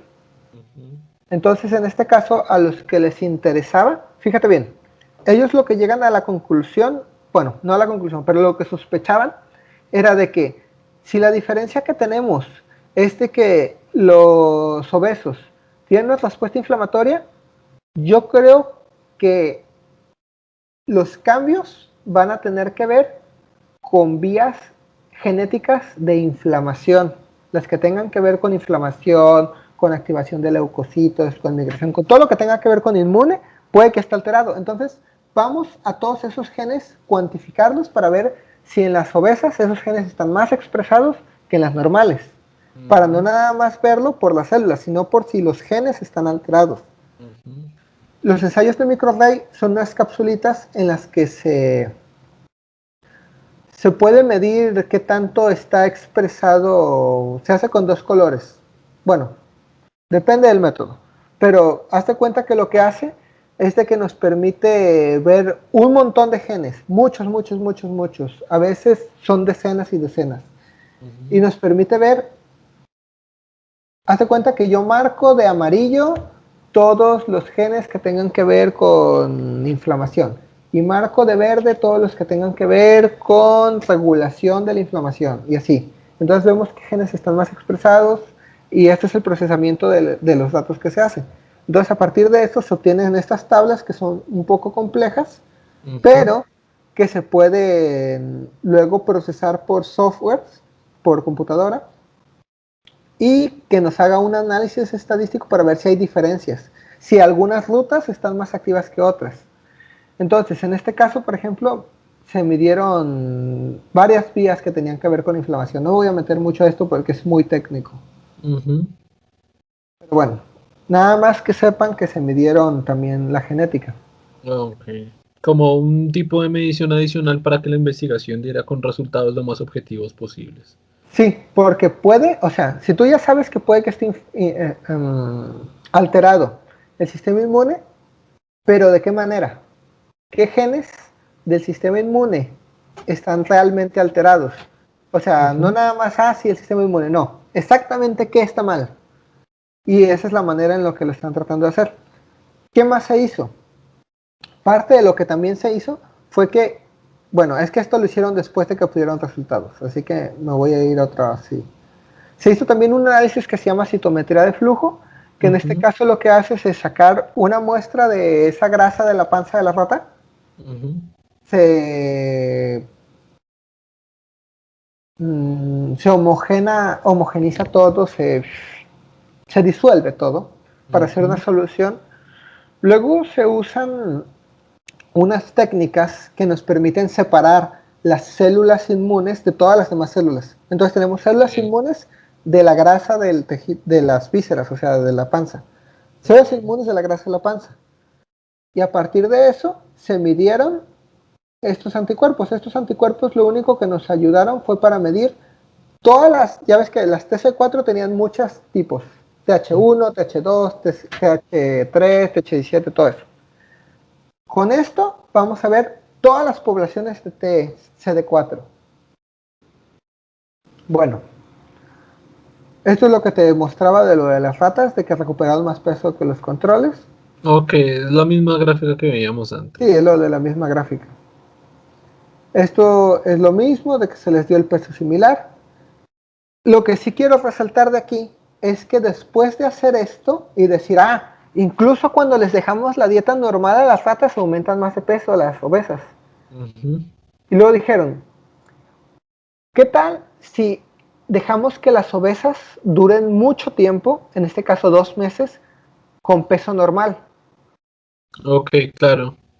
A pesar de esto, las ratas obesas aumentaron Volvieron de peso a... más rápido. Eso significa que esta memoria de la obesidad se mantiene Se incluso por conserva. 2 meses, se conserva. Y es la más grande crítica que tengo a este estudio. ¿Por qué no alargaron todavía más? O sea, si hubieran alargado todavía Claro. más, a mí me interesa. Precisamente quería hacerle una pregunta y quizás sea con respecto precisamente a la crítica que usted mismo tenía y era, ya que vimos antes el tema de por qué se utilizaban ratas en cuanto al tiempo y tiempo de vida, que es 2 años, si se dejaron a las ratas con una dieta normal por 2 meses, ¿esto cuánto representaría a una persona? Deben ser mucho más de 2 meses, ¿no? Sí, Es decir, podría yo decir aquí aleatoriamente, puede que una persona, un ser humano, esté un año con dieta normal y aún así después del año, cuando comienza a tener desorganización alimenticia, pudiera tener más incremento, más inclinación a ser obeso que una persona, pues que no haya sido obesa antes, ¿verdad? aquí lo que creo que era muy importante y que se les pasó de hacer fue, ¿cuánto tiempo tengo que estar con peso normal para dejar de subir de peso más rápido que una Claro, persona normal? O sea, a mí como claro, médico me interesa mucho eso, porque claro, si tú pones a dieta a una persona y esa persona logra recuperar su peso y a los 2 meses le dices, sí, ya estás bien, y esa persona vuelve a comer con la dieta va, normal que tenía, claro, va va a dar subiendo el peso rebote. muy Y eso rápido. es lo que te digo, o sea, si esto está contribuyendo al rebote, entonces ¿cuánto tiempo tengo que esperar? ¿Cuánto tiempo tengo que ser precavido como médico para que esa persona no Exactamente. vuelva a aumentarme de peso? Y No es lo se que te digo, sabe. que les faltó ver eso. Y es lo que te digo, hicieron un Y, montón de cosas y no alargaron más el estudio. ¿Quién sabe por y, qué? Pero y esto que digo de los 2 meses, más o menos cuánto tiempo serían en tiempo de una persona. Pues yo dije aleatoriamente un año, pero pudiera ser mucho más, ¿no? no te podría decir porque tendría que hacerse en humanos. Ok. O sea, eso sí no te puedo, ni siquiera me especularía, porque Ok. realmente habría que verlo en humanos. O sea, pero perfectamente pueden ser 2 meses también. Sí, podría. Ok. Ya, o sea, esa respuesta no se obtuvo ahí. Eso que te decía de que se sacaron varios órganos de la rata al final de todo esto, se encontró que el vaso estaba inflamado en los células, en las ratas que habían sido de ratones obesos. Ok. Entonces, parte de lo que también encontraron fue que tenían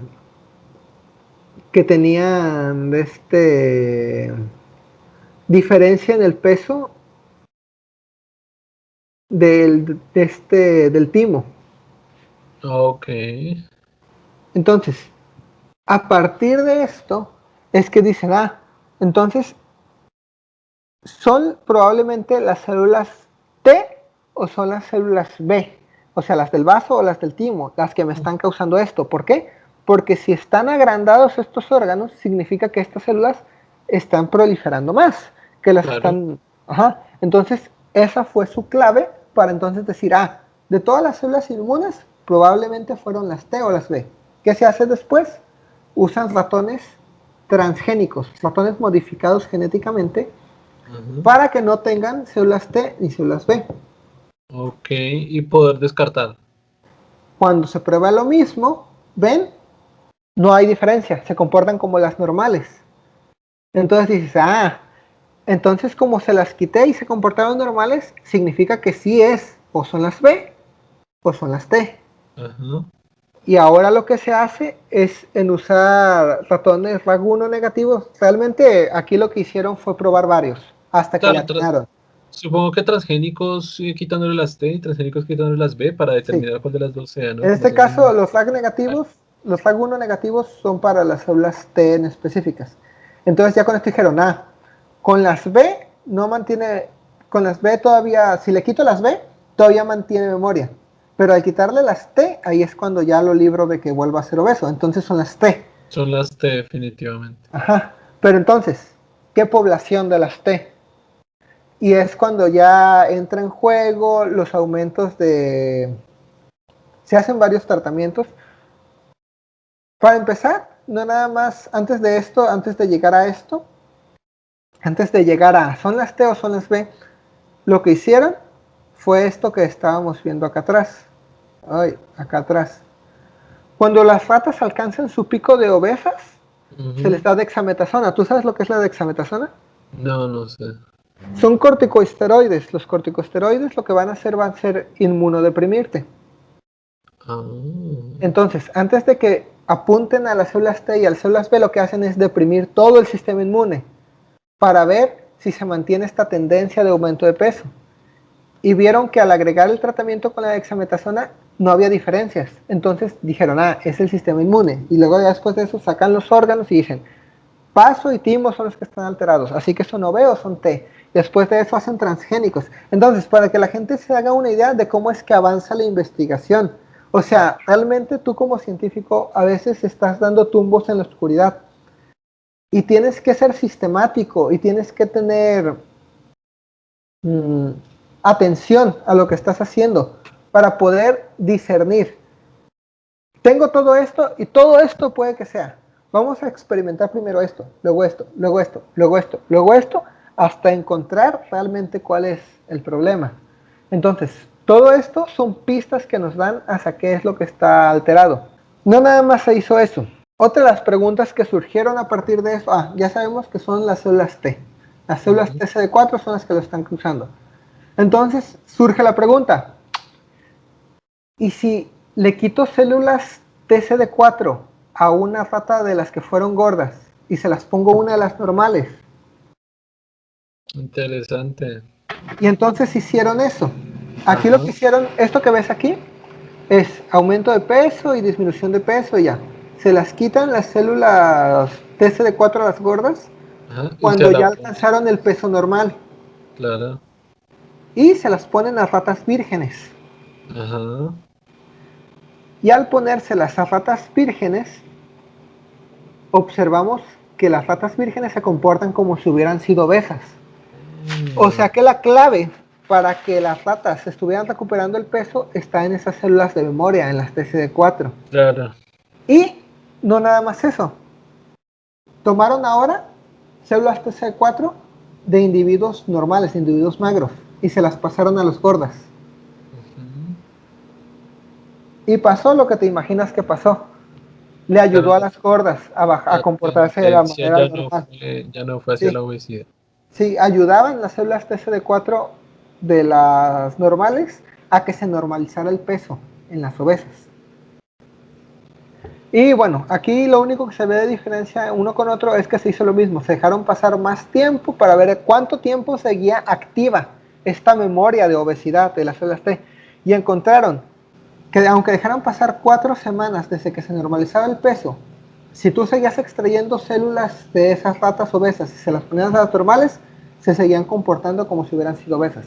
O sea que esa memoria se mantiene durante bastante tiempo. Las células TC4 mantienen memoria de ese entorno de obesidad y lo mantienen. Así como te decía, de que las células T cooperadoras lo que hacen es mantener la inflamación o regular la inflamación, pareciera ser que también son capaces de comunicarse, ya sea con los adipocitos o con otras células inmunes para mantener este estado de inflamación en los obesos y que este estado de inflamación les aumente todavía más el peso que a una persona normal. O sea, los predispone a que aumenten de peso más rápido, los predispone a la obesidad. Y eso es lo que se referían con lo de memoria de obesidad, de que las células TCD4, aunque las saques de su ambiente y las trasplantes, van a retener la memoria de donde estaban y van a seguir manteniendo ese ambiente. Claro.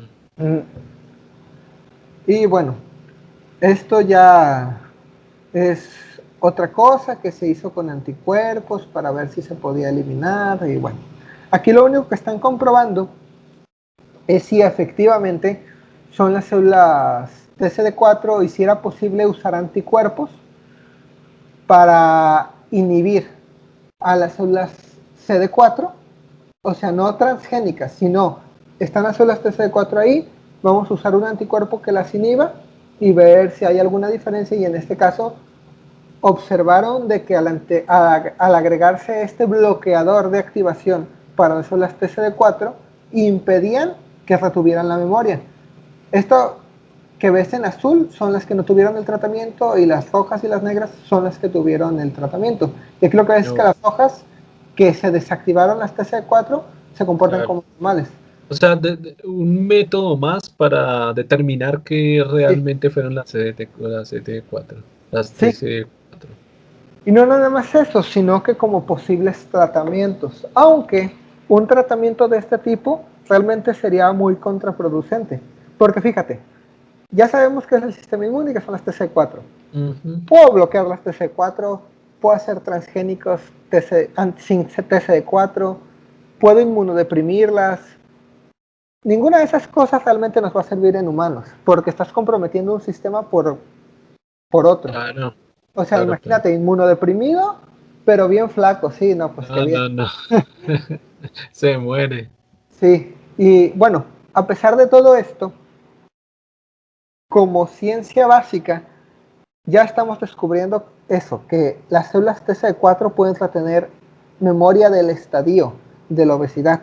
Y ahora, ¿qué opciones tenemos para tratamiento? Ya falta que a alguien más se le ocurra una manera de entonces modular a las TCD4 sin comprometer otros sistemas, y el que logre eso va a poder mantener estos resultados de normalización, pero sin comprometer sistemas vitales, que es a lo que apuntaría un tratamiento efectivo. Que Entonces, sería como las primeras pastillas del mundo que realmente sí están reduciendo de peso, ¿no? Ayudarían A nivel científico, ¿no? ayudarían no en la reducción de peso, pero Claro, ayudarían en la dieta, a que no haya rebote. claro. Sí, sí, Por eso sí. digo reducción, sí, claro, a lo que ayudarían realmente sería que no ganen peso tan fácilmente si es que descuida la dieta posteriormente después de haber sido obeso. Sí, sí, sí. Y bueno, esto es básicamente lo que se sigue, el flujo de ideas que se sigue con la ciencia, que partes de algo muy básico, de una pregunta muy básica. ¿Cómo está funcionando esto? Ya que sabes cómo funciona, ¿cómo lo voy a arreglar? Entonces, esta es nuestra piedra angular de ya sabemos cómo funciona. Ahora podemos pensar en mil y una formas de corregirlo hasta que alguien dé con el santo grial que tenga mínimas repercusiones y todos los beneficios. Y es así como se terminan llegando a los tratamientos que realmente pues sirven ya a nivel mundial.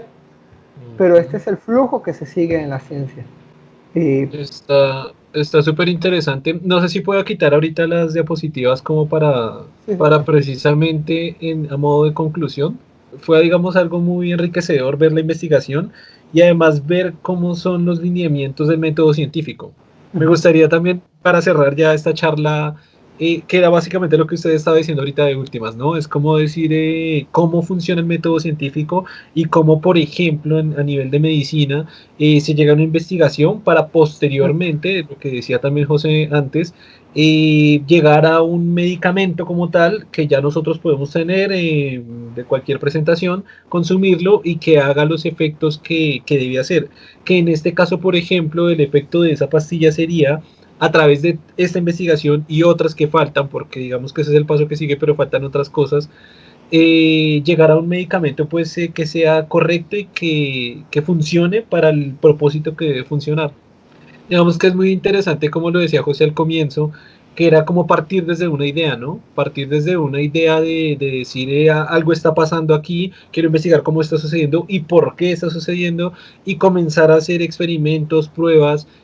José nos mostraba una parte muy interesante donde tenían que comenzar a descartar si eran células T o células B, y es un descarte que no se tiene que decir al azar de, yo creo o yo pienso que son las T, o el señor X dice, o el experto, el mejor médico del mundo dice que son las T. Eso no interesa, sino es directamente vamos a hacer pruebas con ratones modificados genéticamente, quitándole las células T, quitándole las células tipo T, tipo B, haciendo descarte, haciendo las pruebas con uno, con el otro, con las dos, sin las dos, y dentro de eso comenzar a hacer una serie de pruebas adicionales para llegar exactamente al tipo de célula TCD4.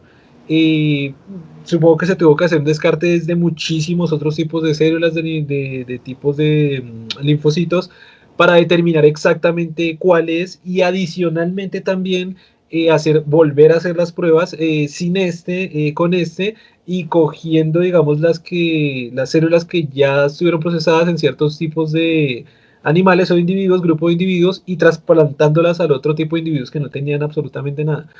Entonces, no sé, me parece que es muy interesante como que de pronto la gente entienda o conozca cómo es el método científico. Digamos que la gente sabe que por lo general que el método científico se compone de 4 o 5 pasos, y como que observación, análisis, conclusión, experimentación, resultado, conclusiones y ya. Pero no es como algo que se haga en un día, ni en un mes, ni porque se leyeron 4 revistas o se enviaron 4 personas que tienen ciertas reacciones y se sacan conclusiones, sino que se tiene que hacer todo este análisis en el nivel, por ejemplo, para el caso, ¿no? Bioquímico, genético, a nivel de sistema inmune, el conocimiento que se tiene que aplicar, que se debe tener y aplicar en todos estos niveles para al fin llegar a una conclusión como la que hemos llegado hoy, pues a través de esta investigación. Lo bello de la ciencia es que se cuestiona siempre. Incluso de todo esto, no importa cuánto esté demostrado, entre comillas, tú como investigador puedes hacer los mismos experimentos, porque en todos los artículos que se publican, todos los artículos que publicamos, siempre hay un apartado que se llama apartado de métodos y, bueno, toda la metodología de cómo se hizo todo, paso a paso, cómo se hizo, qué extractivos usaron, todo. Cualquier persona, bueno, cualquier investigador que tenga acceso a eso puede corroborarlo él mismo, si es que no. Y es que sí se han dado casos en la ciencia, pero precisamente por eso es lo bello de esta, de que hay resultados que o bien se fabrican o que se medio mete mano en los números y todo eso, pero cuando tratan de reproducirse y no dan, entonces alguien ahora publica otro papel de hice esto, esto y esto y no encontré y esto y esto y esto, y más gente se cuestiona, fulanito dice tal, pero otro fulanito dice tal, hay que corroborarlo, hay que sacar más evidencia, y ese es o sea, que no se queda con, uy, tengo fe en que el que que es experto lo El dice que y es lo verdad. No, dijo, el te que lo lo escribió. cuestionas y lo vuelves otra vez a hacer y lo reproduces, y hasta que no está todo sólido, muy, muy, muy sólido, con mucha, mucha evidencia, es que realmente se da algo por hecho. Hay, hay muchos estudios, por ejemplo, que he encontrado respecto a esto, en el que dicen, tal población sí está alterada, o tal población sube, o tal población baja, y ves a alguien que dice una cosa y otro que dice otra cosa, y a fin de cuentas lo que queda por hacer es que uno trate de hacerlo y de mejorar el método con el que lo está haciendo, para ya aportar, ahora sí que poner su piedrita para poder contribuir al progreso del conocimiento. Porque a fin de cuentas, un mecánico que que no sabe cómo funciona un motor, nunca va a poder arreglar uno si falla. Entonces, la ciencia básica nos sirve para eso. Si no entendemos el cómo están funcionando las cosas, no podemos solucionar las cosas. Es lo mismo con cualquier cosa, de lo de cualquier virus, cualquier enfermedad. Si no se entiende fundamentalmente cómo está funcionando, no se te va a ocurrir cómo solucionarlo. Necesitas tener un entendimiento grande de lo que estás haciendo para poder entonces sugerir, sé que esto y esto y esto está mal. ¿Cómo lo podemos arreglar? Ah, pues está tal manera, tal otra manera, tal otra manera, tal otra manera. Vamos a probar todas y ver cuál es la mejor. Y así es como se va construyendo todo esto. Y fíjate que, bueno, hay algo que quería comentar. Respecto a todo eso, de las personas de que luego dicen, no, que la herbolaria y que homeopatía y fregaderas y todo eso. Y no digo que sean fregaderas en así despectivo, nada, lo estoy diciendo como, sí, muchas cosas, fregaderas. Hay en muchas investigaciones que se han hecho incluso de la herbolaria y algunas sí dan fruto. A pesar de todo, algunas sí dan fruto, porque a fin de cuentas sí hay principios activos en ciertas plantas. Sí, o sea, ya de que esté refinado, que sea más efectivo, pues sí, claro que sí. Pero la cosa es esa, no nada más quedarse como, es que el chamán me dijo que si me comía tal planta y me daba tal palmas en el hombro, me voy a curar tal enfermedad, sino que lo pones a prueba. Y al ponerlo a prueba puede que saques conocimiento, puede que eso lo refines y lo pulas y obtengas conocimiento. O a fin de cuentas lo descartes y dejes la superstición, que es a fin de cuentas lo que sirve de la ciencia. El separar la verdad de, pues, la De la mito, la superstición, de lo que se superstición. dice, del conocimiento subjetivo Y no en por eso diversos. como científico tú vas a despreciar lo que se dice. Para eso lo puedes probar, precisamente para eso es la ciencia. Lo pruebas y si no es cierto, lo desmientes. Eso es Claro. lo que... Y que es lo que en ocasiones se toma mal, ¿no? Porque, por ejemplo, desde la ciencia se pueden desmentir un montón de procedimientos, de teorías, de métodos y de conclusiones que, por ejemplo, para seguir con el ejemplo que decía José del chamanismo, o bueno, no sé, la homeopatía, o bueno, una cantidad de cosas, y no es que se quiera, como dice José, no es que se quiera desprestigiar, pero sí que con evidencia se pueden desmentir muchas cosas y se dice, pues esto pues realmente no funciona así. Las pruebas son estas, la evidencia es esta, el método es este, se siguió todo esto matemáticamente, químicamente, biológicamente es esto, pues no es así. Ahora, que la gente quiera creerlo no ya es cuestión de cada uno, pero se sabe que son cosas que no funcionan. Dos Y cosas que quería puede... rescatar, bueno, ¿qué iba a No, no, decir? no, nada, continúa, continúa. No, y estaba diciendo que dos cosas que quería rescatar como muy, muy importantes en los temas que estaba diciendo ahorita José. Uno, pues, es el tema de la replicabilidad, que es algo que debe tener el método científico de siempre, ya que algunas personas dicen, claro, en algunos momentos pueden manipular la ciencia, pueden manipular los científicos, porque hay corrupción, porque en todo el mundo hay corrupción y siempre va corrupción y pueden modificar datos, pueden modificar números, pueden modificar cosas para llegar a la conclusión, pero como José dice exactamente, si se replica el método y los procesos exactamente de la misma manera, es decir, si alguien de acá, de ustedes, cuenta con un laboratorio y quiere, por ejemplo, replicar el estudio que se hizo, del que acabamos de ver, sobre los ratones y la obesidad, lo pueden hacer ustedes, lo pueden replicar y si les dan los resultados diferentes, precisamente eso es lo que se tiene que publicar y eso es lo que se tiene que decir, los resultados diferentes por esto y esto y esto y esto y esto. Cuando otro investigador lo vea y dice, no, está mal pues porque usted hizo mal este procedimiento o de hecho usted sí lo hizo muy bien y el anterior pues queda inválido porque lo que usted está viendo es correcto. Sí, Y la esto no es segunda parte, dogmático.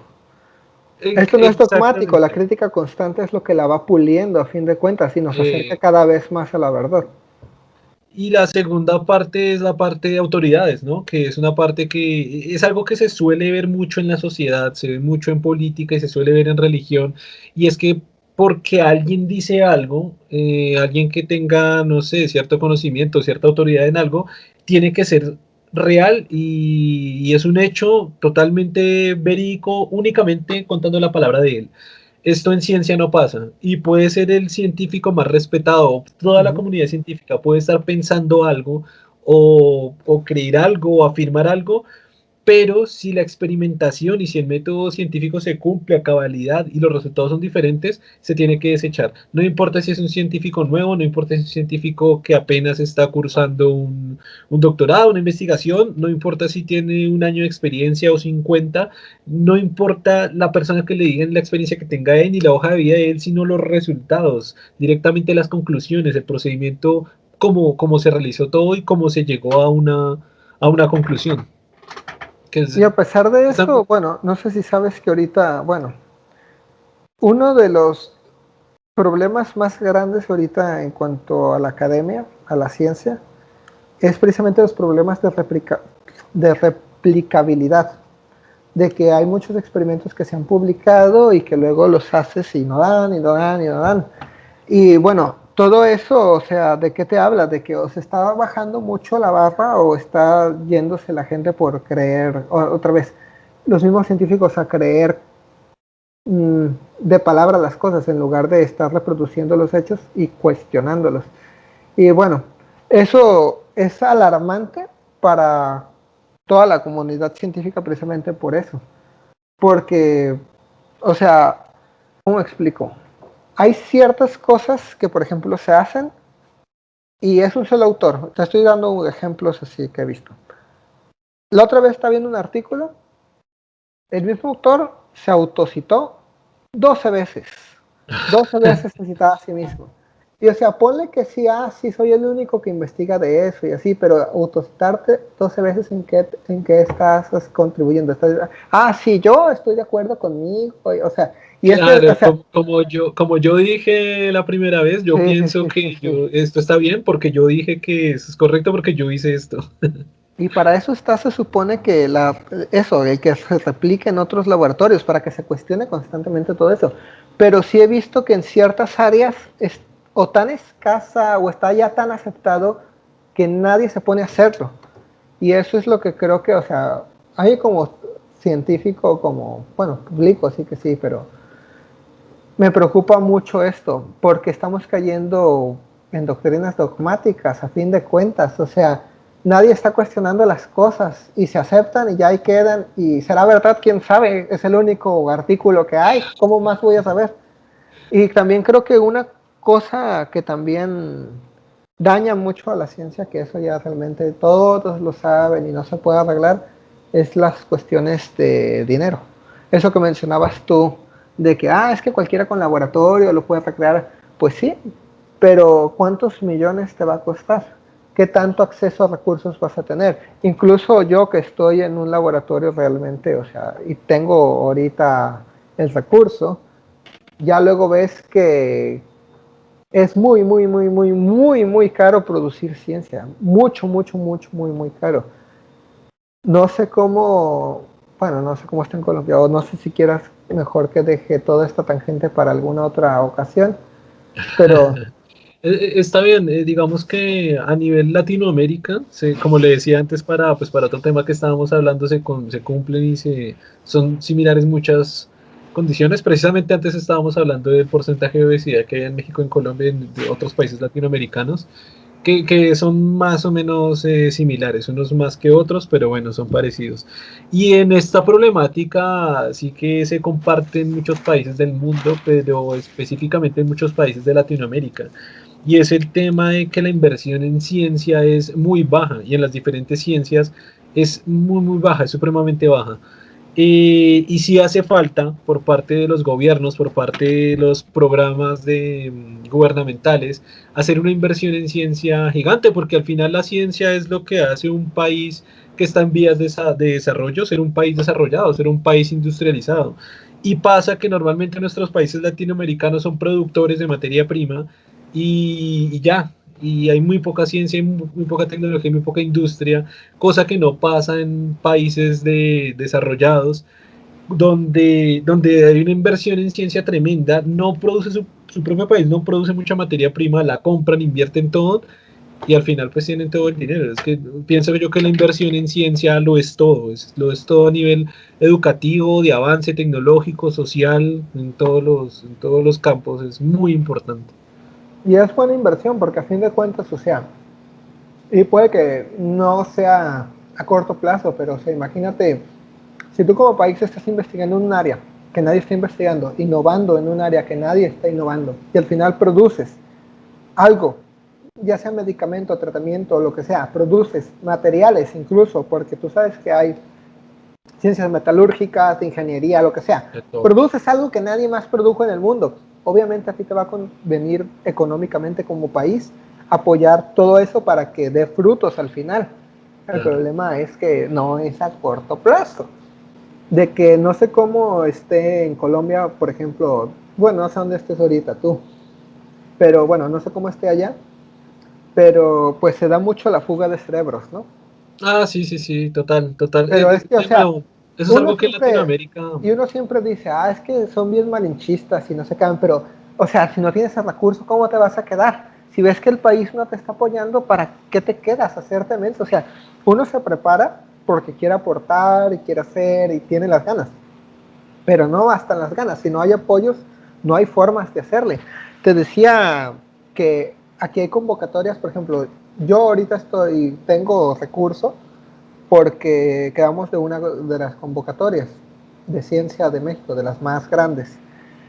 Y te digo, es de las más grandes. Son, son $200,000. O sea, $200,000 a fin de cuentas no es, o sea, puede parecer una cantidad impresionante, sí, sí, pero estaba viendo, porque te digo que muchas de las cosas, equipos se fregaron con lo que pasó en el laboratorio. me comentaba. Ocupa un equipo que cuesta nada más y nada menos que $30,000. Claro. O sea, y luego en reactivos que tengo que, consumibles, te estoy diciendo, que tengo que volver a pedir $50,000 más. O sea, estoy acabando así, Ahí o ya sea, está todo va, 50%, sí. sí, ahí ya va el 50% y es nada más para reponer lo que se perdió, Claro. ni siquiera para lo que viene. Algo nuevo, claro. Ujú. O sea, es lo que así, o sea, no hay, o sea, hasta que no estás en esta área tú como investigador, sabes que, o sea, tristemente la investigación no es barata. Necesitas apoyo y si no tienes Claro, apoyo, aunque tengas todas las ganas del mundo, no hay muchas maneras de hacerle. Ni modo que te autosustentes de materiales. Yo, por ejemplo, claro, que de estoy... $200,000, imposible. Mira, hay cosas que se pueden hacer hasta cierto punto. Había, bueno, yo estoy aquí trabajando desde hace 10 años. Y hace 10 años había un estudiante postdoctoral que no sé si sabes cómo se hace el PCR, la reacción de la polimerasa. No, Bueno, hazte cuenta que se aísla ARN mensajero y eso lo comparas contra una escalera para saber qué tan pesado es y en base a su peso sabes cuántas pares de bases tiene y ya dices, este es el gen que quiero, o este es otro y así.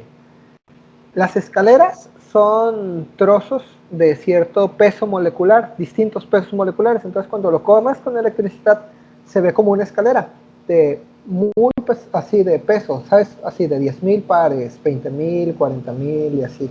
Más pesado y más ligero. Y esa es una escalera. Ya nada más lo usas para comparar tú así como una regla, para que se corra todo al mismo tiempo y veas qué tan pesado está. no. Ese de, las escaleras las venden. Las escaleras cuestan ¿cuánto? Unos 40,000 pesos, que son como unos $2,000. Una escalera de ADN. Ese tipo modificó sus propias bacterias y tenía su propia cepa para que estuvieran generando, las modificó genéticamente para que generaran la escalera, para no tener que comprarlas. O sea, él con los conocimientos que tenía se hizo Claro, el autosuficiente mismo. en ese sentido. O sea, pero eso todavía hay media opción, pero hay cosas que aunque le cales, no hay forma de hacer. Por ejemplo, los equipos, de modo que me haga yo. Y aparte Sí. porque cuando ya estás pues en este grado del conocimiento, tiene que estar sujeto a ciertos estándares de calidad también. O sea, no te van a aceptar una cosa hechiza. Ya no es como antes, que el Claro. investigador se autosustentaba, se sacaba las cosas. No, ahora ya hay estándares de que este tipo ni siquiera usó el gol estándar, lo mejor de lo mejor, Claro. ¿cómo le voy a creer que lo Va hizo a bien? producir crítica por los implementos y herramientas que usa. Exactamente. Sí, y eso es lo que sí, o sea, a pesar de que luego decimos de que, sí, es que la ciencia y cualquiera puede así, realmente es. O sea, yo entiendo que es difícil, incluso para los mismos investigadores, a veces hacer ¿cómo se dice? Hacer la reproductibilidad de experimentos. Pero pues precisamente por eso te quieres largar del país, para que te den el Son, recurso para son poder. son dos razones principales. Una es toda la que está exponiendo, que por supuesto o sea, otros países invierten mucho más en ciencia, por lo tanto tienen mejores herramientas, laboratorios, inversión. Y el otro punto tremendo es lo que se le paga a un científico o a un investigador en Latinoamérica. Sí. Bueno, Y, por eso ejemplo, si sale alguien con un doctorado en Colombia, por ejemplo, que estoy seguro que pasa en muchas partes de Latinoamérica, y se le puede pagar perfectamente $1.500 por hacer trabajos de investigación mensuales, ¿no? Para hacer trabajos en de serio. investigación muy buenos. Y se van a otro país, no sé, hablemos Alemania, Estados Unidos, no sé, Inglaterra, y perfectamente le pueden estar pagando 5.000 o $10.000 por una investigación, dependiendo de la investigación que sea. Obviamente una persona, si está haciendo lo que le gusta y quiere ver su retribución a nivel monetario, pues no va a ganar 1.500 o $2.000, sino va a ganar, obviamente quiere ganar mucho más. ¿Para qué? Para que produzca ciencia para ese otro país que va a seguir industrializándose y va a seguir siendo un mejor país en diferentes formas por la inversión en ciencia. Entonces Y es que como una sabes que va a seguir cadena. Los invirtiendo en ti. mejores científicos de acá entonces se van. Entonces como no hay inversión y los científicos se van, pues al final seguimos produciendo metales, petróleo, piedras y comida y no más. Pero fíjate que acá, al menos en México, bueno, acá en mi estado, sí hay muchos investigadores que se han regresado, ¿eh? Que sí han tratado como de que echarle ganas, o sea, de que se vienen del extranjero y tratan de aquí hacer lo suyo, pero pues sí la tienen difícil. Difícil, complicado. Sí, sí, sí. Yo lo que Sí, por quisiera es supuesto, terapia, o sea, si habrán no, ¿de algunos qué sirve? Habrán algunos investigadores y doctores que ganen más, ¿no? Obvio. Pero nunca va a ser suficiente ni comparable con lo que se gana en otros países. Listo, eso ha sido todo por hoy. Se fue el video por hoy. Gracias por escucharnos. Recuerden suscribirse, seguir todas las partes del proyecto Gente Inteligente. José, pues despida este video como quiera, con alguna conclusión o simplemente cerrar. Muchas gracias a todos. Nos vemos en un siguiente video y Y ya, o me despido. sí, no sé Y si quieras suscríbanse decir alguna conclusión como más o youtubers, como quiera. suscríbanse y denle like. Un saludo a todos.